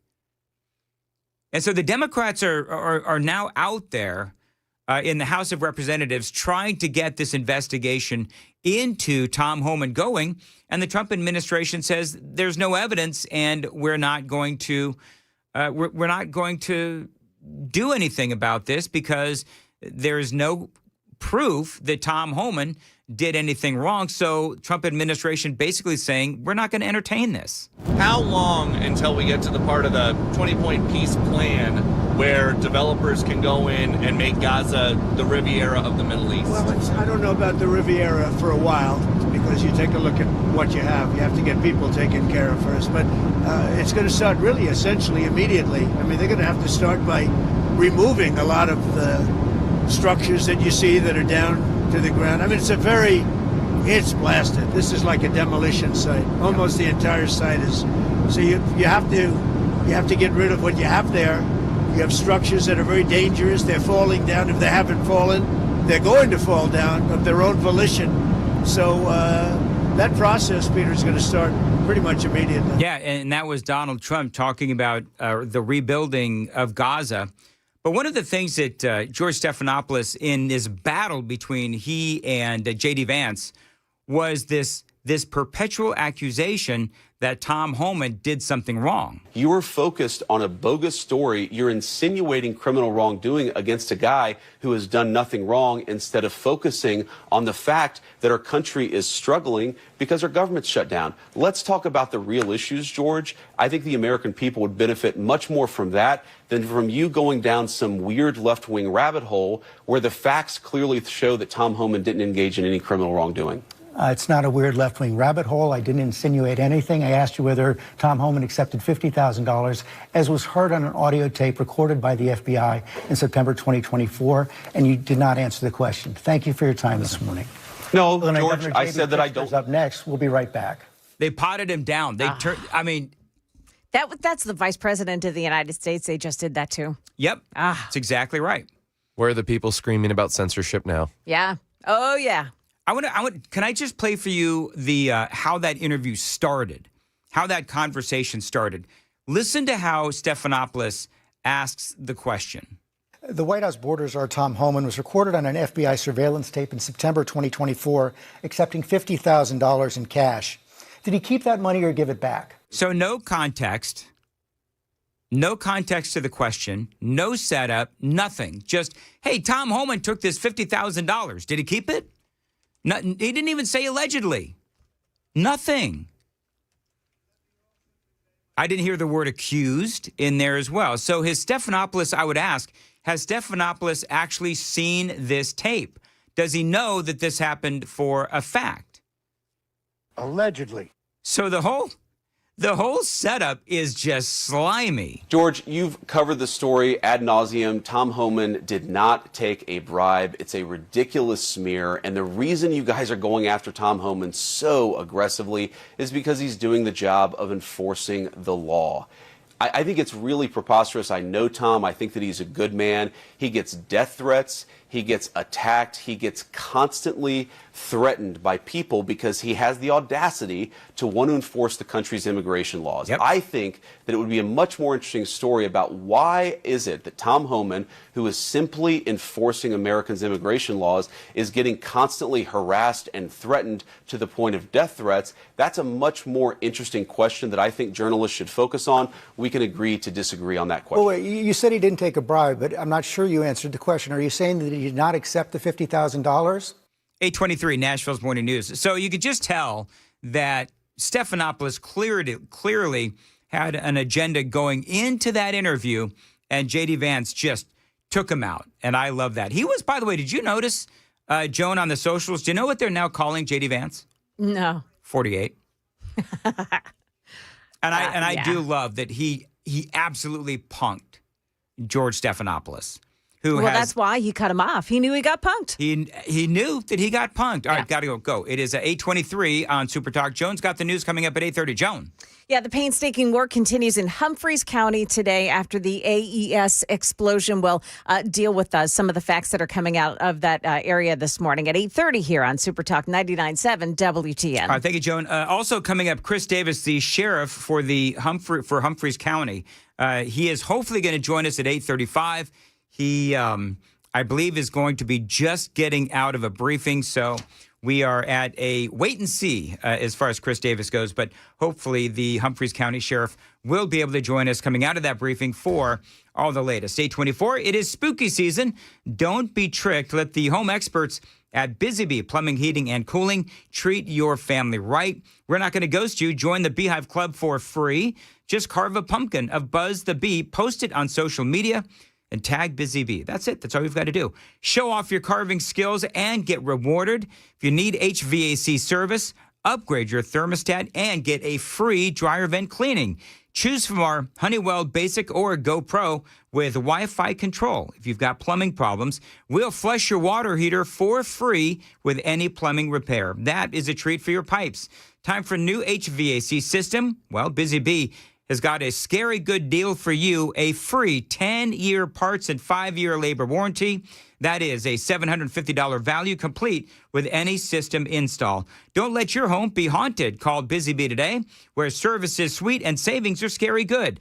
Busy Bee Plumbing, Heating, and Cooling, 615-775-7833, 615-775-7833. Find them online. Tell them Dan told you to reach out. BusyBeeHVAC.com.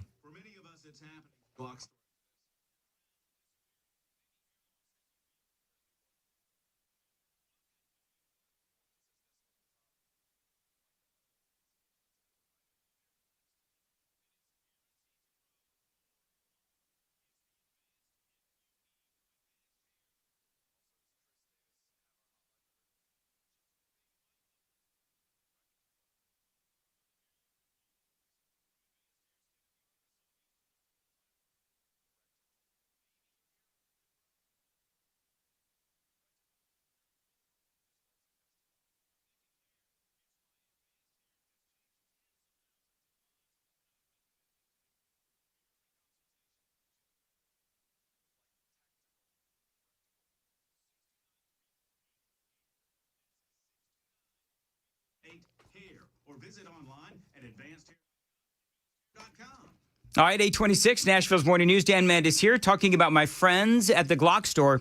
Now, this Saturday from 9 to 6, it is Vortex Day at the Glock store, and it is going to be a lot of fun, especially if you've never shot with a Vortex red dot optic or any red dot optic. By the way, I have a red dot optic. I love it. Now, Vortex, they just introduced the enclosed versions of their red dot optics along with a brand new multi-reticle aiming system. Just $10 plus a box of ammo gets you into the range for a personalized red dot optic training session. Now, when you decide you have just got to have this, then, and by the way, you likely will, you can apply the cost of the ammo to your new Vortex optic. Plus, by the way, Vortex is allowing the Glock store to break, map, and slash the prices to ensure they are the lowest in the country, period. But only on Vortex Day and only at the Glock store. And of course, there's going to be a lot of great Vortex swag and giveaways as well, including 10 of the new red dot optics. That is a $400 prize you might win just for showing up. The Glock store, minutes from the airport and worth the drive from anywhere, especially on Vortex Day. This Saturday, don't miss it.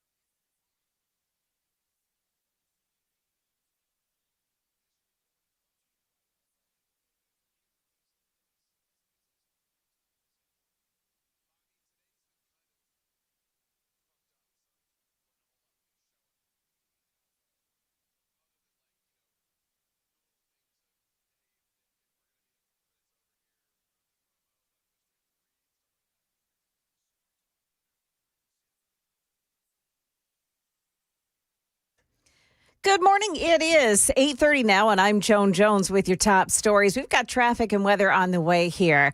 A historic day, of course, as the remaining 20 Israeli hostages have now been returned, and the remains of some of the deceased hostages have been returned as well. President Trump addressing the Knesset in Israel this morning. It's a great honor. Nice place. Very nice place.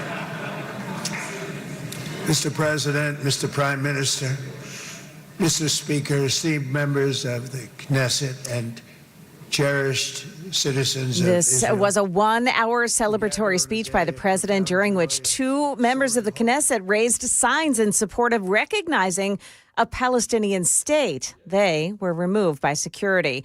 Meantime, more than 1,700 detainees who have been held in Israel without charge since October 7th, the terror attacks there, are being released in the West Bank and Gaza, where crowds have gathered now. The first bus crossed into Gaza a short while ago. Israel is also set to release 250 people of Gaza who had been serving life or long-term prison sentences. In local news, the painstaking work continues in Humphreys County today, where a munitions explosion has left 16 workers presumably dead. They have not been accounted for. The ATF is assisting in the investigation, and Special Agent Bryce McCracken on Sunday said his team will document every piece of evidence. An overwhelming task because of debris that has been found as far as 2 miles away. Now, residents have been asked to call 911 if they do think that they have come upon material related to the explosion. Officials have not yet determined the cause of that explosion, and to date, they have not ruled out foul play. We're going to hear more from Humphreys County Sheriff Chris Davis just ahead with Dan. Market numbers brought to you by Beacon Capital Management, online at beaconcm.com. Stocks trading now, and the Dow Jones Industrials is up 415, NASDAQ gaining 392, and the S&P is up 82 points. That's the latest news, traffic, and weather next. I'm Joan Jones, WTN News. Thank you, Joan. At 8:32, Dan Mandis here. Imagine if your Wi-Fi was a lot smarter. I mean, picture it. Your TV, your phone, your laptop, even your fancy fridge working together to make life easier. Well, Xfinity makes that dream a reality. Devices so in sync, you'd think that they were telepathic. Really smart Wi-Fi that knows when your device needs a boost. The best equipment to stream 4 games at once with multi-view. And Xfinity Mobile that gives your Wi-Fi where you need it most and 5G everywhere else. That is the magic of Xfinity. It is seamlessly in tune with you. Xfinity. Imagine that. Restrictions apply. To get started, call them 1-800-XFINITY. Find them online, xfinity.com, or drop into an Xfinity store today.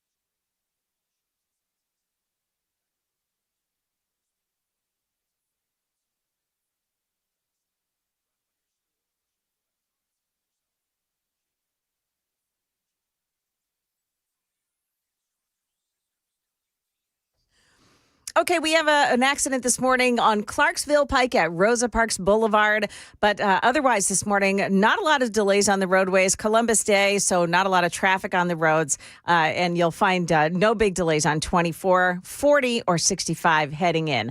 Traffic every 10 minutes, every morning on Super Talk 99.7 WTN.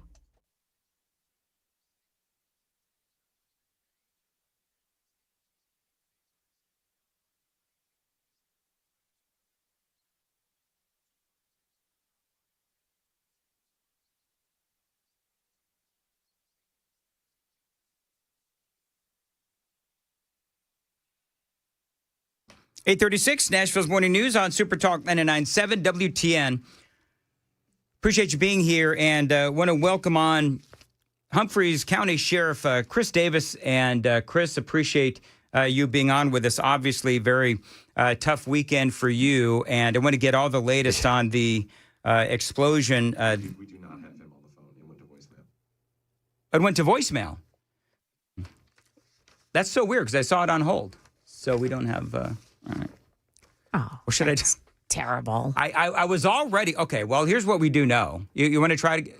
Oh, it went to voicemail, so we don't even have them. All right, very good. Okay.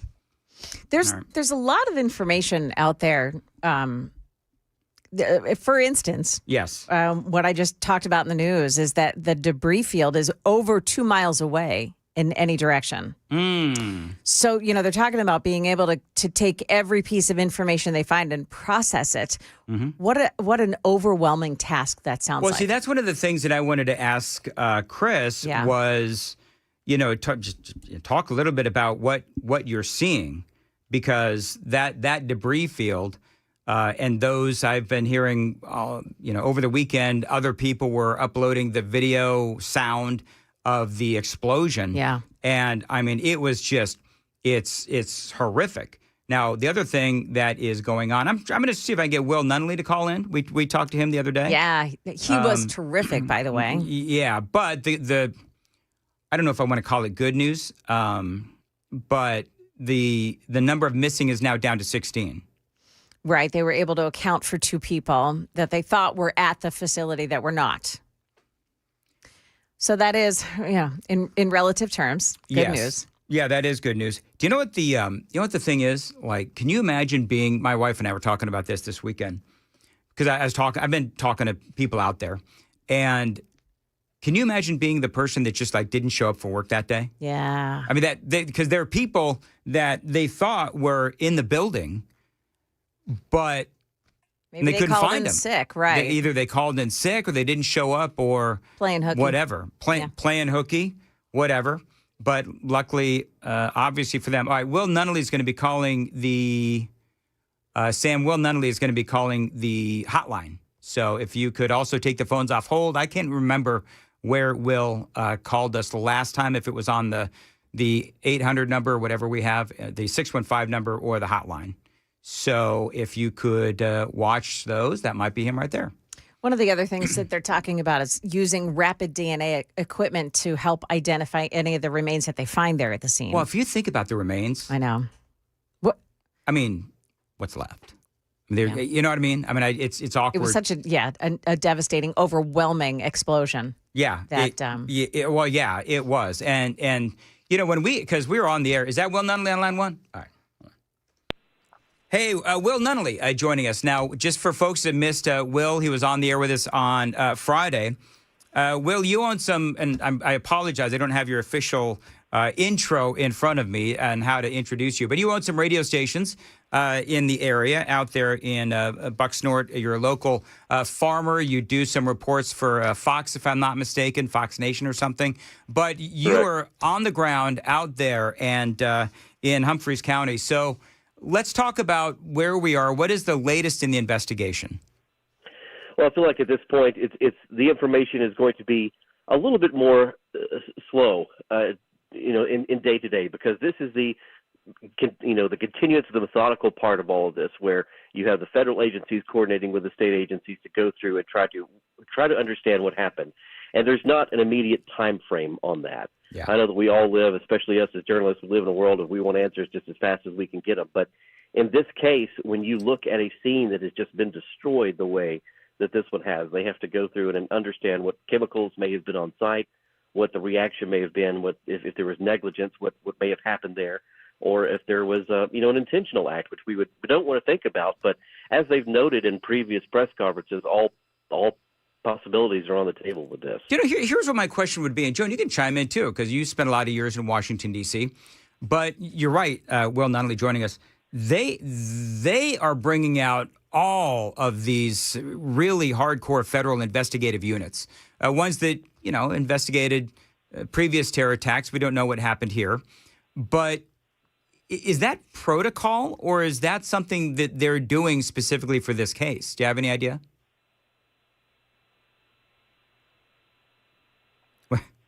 Did we lose him too? Did we lose him too? The line sounds like it's still open. There we go. All right, well, start over. Okay, I'm sorry. Was that a question for me? Yeah, it was a question for you. Okay, I apologize. No, yes. I mean, this is going to be. You could tell very quickly that this was something that they were treating extremely serious and bringing every resource that they have to bear, and that's not surprising. Another thing is, so many of us. I kind of go back to two things that stick out. I want to kind of go back to the emergency response as well. Two things that stick out in my mind about this. One, the amount of resources that were rushing to the scene immediately, because they knew this plant. They knew that there were a lot of lives at stake. They knew the seriousness of this. The emergency response that we saw was tremendous. And something that will stick out in my mind as well is all the helicopters and things that were the team of ambulances that were responding immediately. That didn't have anyone to take away. They stayed there for a few moments. You could see them all gathering, and then they didn't have anyone to take away. That's something that just on the ground as a witness will stick with me.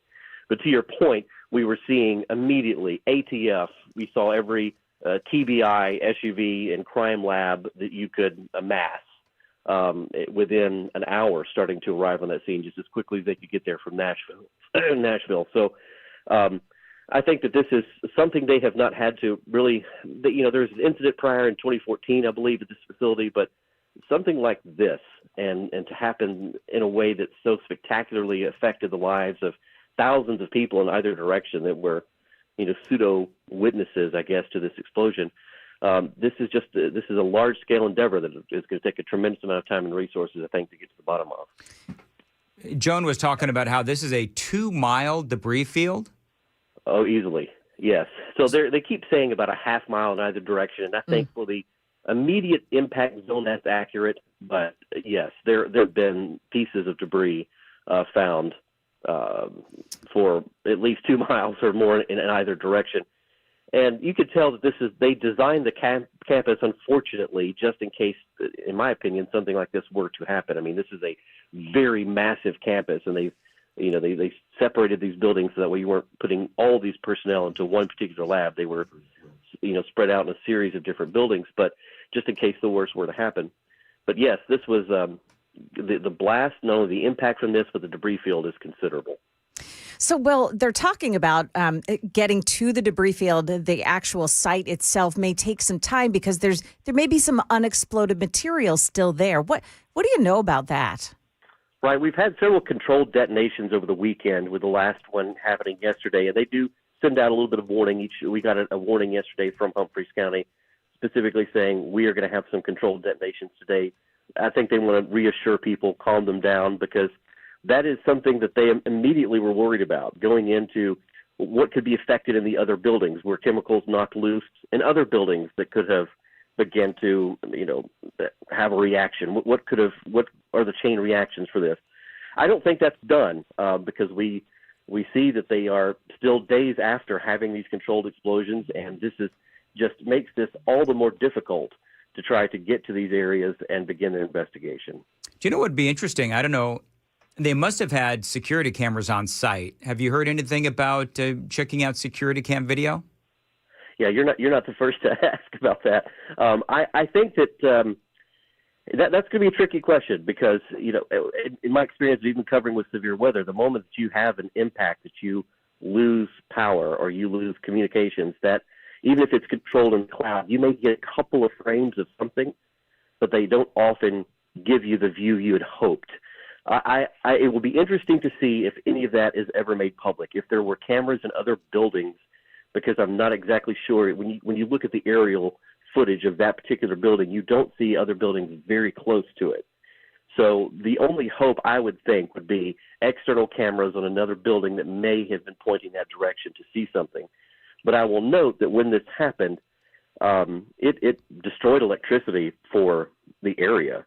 I mean, the electric company had to come out and repair transformers, repair lines to neighborhoods and landowners around because of the shock wave or the impact of the blast. So you can imagine what it did to the infrastructure on campus. So could you have had an off-site recording of that and get a frame or two of something? Yes.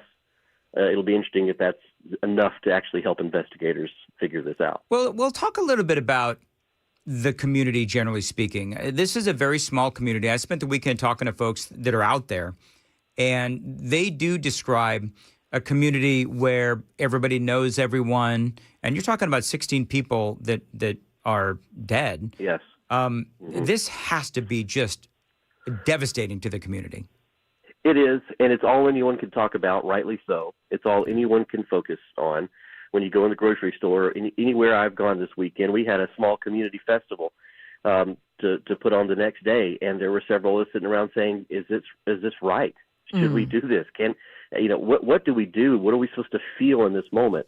Because the uniqueness of we experienced this along with what happened, and I just mean we all felt this impact. We all know the moment that this happened, and so we feel yet another connection to it, just even though we're close to where this site happened. I personally didn't know anyone that was, that lost their life in this, but everyone has a connection, it seems, to the site. And a lot of prayer vigils have been happening over the weekend. We had a couple here in Perry County. There was one in Hickman County as well that you may have seen some images of. That's what a lot of folks are resorting to. Now you have the folks that are trying to raise money, of course, for the families, and but there is a sense of hopelessness a little bit during these first few days of how do we mourn this? What do we do? But it is certainly the focus, I would say, of everyone, no matter your walk of life out here in these communities. They're thinking about this. Will, real quick, what do we know about the company itself? I know that there have been stories out there about how they've had some issues in the past, some lawsuits, that kind of a thing. Does the company seem to be, is the company cooperating with the investigation? It sounds like they must be. From what law enforcement has indicated, yes, that they are grieving this as well, that they worked hand in hand with these employees on site for years, that they are taking this very personal. And the cooperation seems to be there. Speaking personally and as a citizen, and I hope this doesn't give me hot water, but I think that eventually the question will become the risk and the reward, because this is now the second notable incident at this facility where an explosion has happened, and this one was no small incident. And of course, that's an understood hazard when you are literally an explosives company. But will this company continue at this location? Will the citizens allow it? Will the town leaders say enough is enough? This is too much of a risk to have in our backyard. No one has done that officially, so I don't want to imply that. That's just my curiousness as a citizen of the area, and also, a journalist that's going to be asking these questions, is eventually what is the risk and reward of having a facility like this in our backyard when it now has such a lethal history? I would imagine that's going to come up eventually. Well, we'll talk about that first. I don't know how much detail you have on that first episode. I know that there was an incident where some employees said that they were exposed to hazardous materials. In our remaining moments, talk about what you know about previous issues. It's very light. Unfortunately, that was a little bit before my reporting time here, so I'm not as familiar with that incident. But there have been several TOSHA violations over the years that have been resurfaced, not quite to this scale, but again, any type of violation in these types of environments can be very serious. And it's going to be interesting to see if it was something like that may have been cited in the past that has contributed to what we experienced here last week. It'll be interesting, and you may not know or have an answer to this, but Do you have any indication, or are they looking at any long-term environmental issues in that specific area? I think it's still unknown because what the question has to be answered is what was the chemical on site, and we still don't know that. And then once that chemical name or the reaction that may have been caused as a byproduct is known, I think that's absolutely a consideration. What could first responders have been breathing in when they were responding immediately up there? There are going to be lots of questions. And did they have the proper safety gear in some of these rural fire departments to be dealing with that? Or did they have the equipment they needed when they had an incident in an explosives facility? So, boy, you bring up a great point, Will, because we all know what happened with the 9/11 first responders. Yes, yeah, you run into danger, as all of them do, but these rural fire departments may not have that breathing apparatus. They may not have been wearing it, not knowing to. So again, we will look to identification of these chemicals, what type of reaction may have happened as a result. And then that's going to, I think, open up a few more questions. And the environmental and health effects are very much in consideration. Will Nunnally, people can follow you on X at your name, WILLNUNLEY. That's correct. All right, follow Will, and Will, very much appreciate your insight and continued reporting. And we'll keep folks updated as the information continues to come out. 615-737-9986. Super text line is open. And Joan, what do we have coming up for the news at 9? Well, all eyes are on Sharm el-Sheikh, Egypt this morning, and expecting that President Trump will arrive there soon. It's the next phase of this Mideast peace plan that's happening this morning, and we'll detail what's happening on the ground at this very moment coming up here at 9 o'clock on Super Talk 99.7 WTN. Thank you, Joan. At 8:52, Dan here. Listen, if the holidays are coming up, which they are, and you're worried about looking and feeling your best and feeling confident as friends and family come into town, check out my friends at Contours, and you can get a belly buster special from my friends at Contours. Now, what is that? Well, a lot of folks lose at least a couple of inches across the middle utilizing Contours' cutting-edge red light technology. It is not only incredibly unique, but it is also effective. And right now, they're offering you a belly buster special for the low, low price of just $99. If you're one of the first 10 callers, it's 615-236-9960. 615-236-9960. Again, you can lose a couple of inches across the middle by utilizing this red light technology, cutting edge, unique, effective as well. If you want more information on this cutting edge technology, this red light technology, find them online, contoursllc.com, contoursllc.com, 615-236-9960. Call that phone number right now to get that deal for $99. 615-236-9960. Contours, all you've got to lose is inches.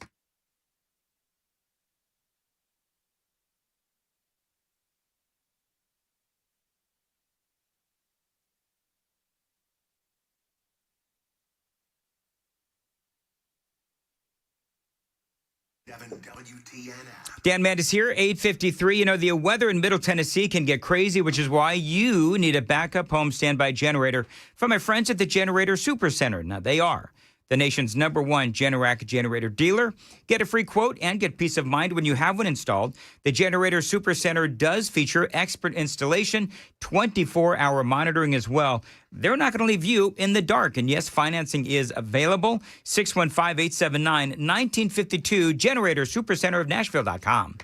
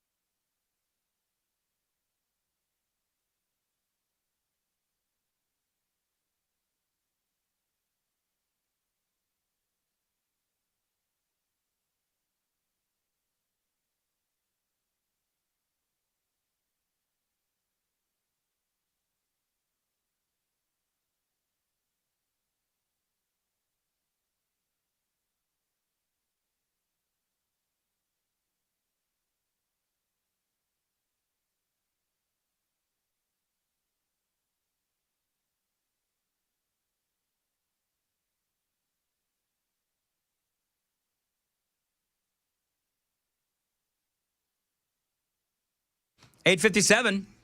Nashville's Morning News on Super Talk 99.7 WTN. What, the show's over already? Already? Boy, this show just flew by, didn't it, Joan? Flew. It's almost like the president was talking for 2 hours. It's like Give Peace a Chance Day. That's what it is. I'm going to spare everyone, Please. the singing from John Lennon. Oh. I could. We could be spared of all of John Lennon if you. Yeah, and Yoko, too. Yeah. Song's actually satanic. Yes, I've heard this. All right, let's move on. You buried the lead today. Did I? I didn't hear once you wish anybody a happy Columbus Day. Yeah. Oh, I missed it. It's back on the calendar, boys. It is. It's not going to get any play today, but I think we should acknowledge that Donald Trump has made this Columbus Day once again. I love that. Happy Columbus Day, Chris. Thank you. Why are we still? It's why not are we indigenous working then? persons anymore? It's No. not. It's not. Okay. Why are we working? What do you say to all those indigenous people, though? Yeah. I mean, they got to be, indignant that their indigenous Peoples Day was canceled. Did you get that? Indignant, Yep. indigenous. I thought that was pretty good. I like the alliteration. Don't you like that? I'm a huge fan. Sure. I've had a rough day. All right, so Dude, you've had a historic show. Are you kidding me? Right, I know. You got to carry this live?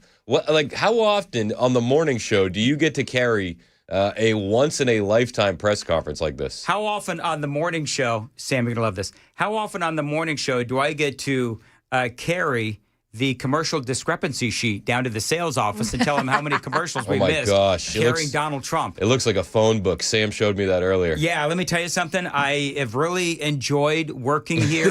Dan had to write a hostage ransom note on his notebook and show it to the live stream audience. Did you see what I did? Oh, you didn't see what I did? No. I don't know if I still have it in here somewhere.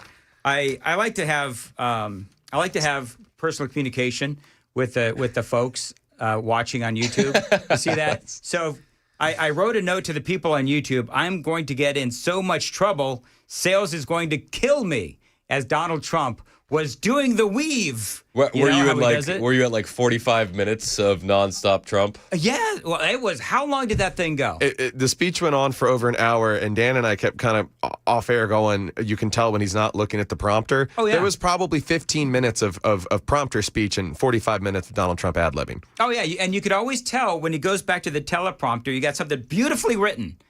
And then he starts talking about, all these other things. Where's Miriam? Where's Miriam? Yes. Miriam. That was Miriam Adelson, correct? Yes, and That's what I thought. her husband financed a lot of the first campaign, and then she financed a lot of the third campaign. So anyway, there you go. So have fun. I will. Have a great show. You feeling better? I am. I'm feeling a lot better. Thank you to you and Joan for stepping up and filling the void. Nothing happened. You guys sounded great with the bumper music. I heard the comments on the We bumper felt music. cooler with the bumper music. That's for sure. Bow, bow. Yeah. Bow. That too. You're welcome to borrow any of it for your show. Nah, it's okay. I'm good. All right. Thank you, though. I really appreciate it. I'm here for you. I'm here for you.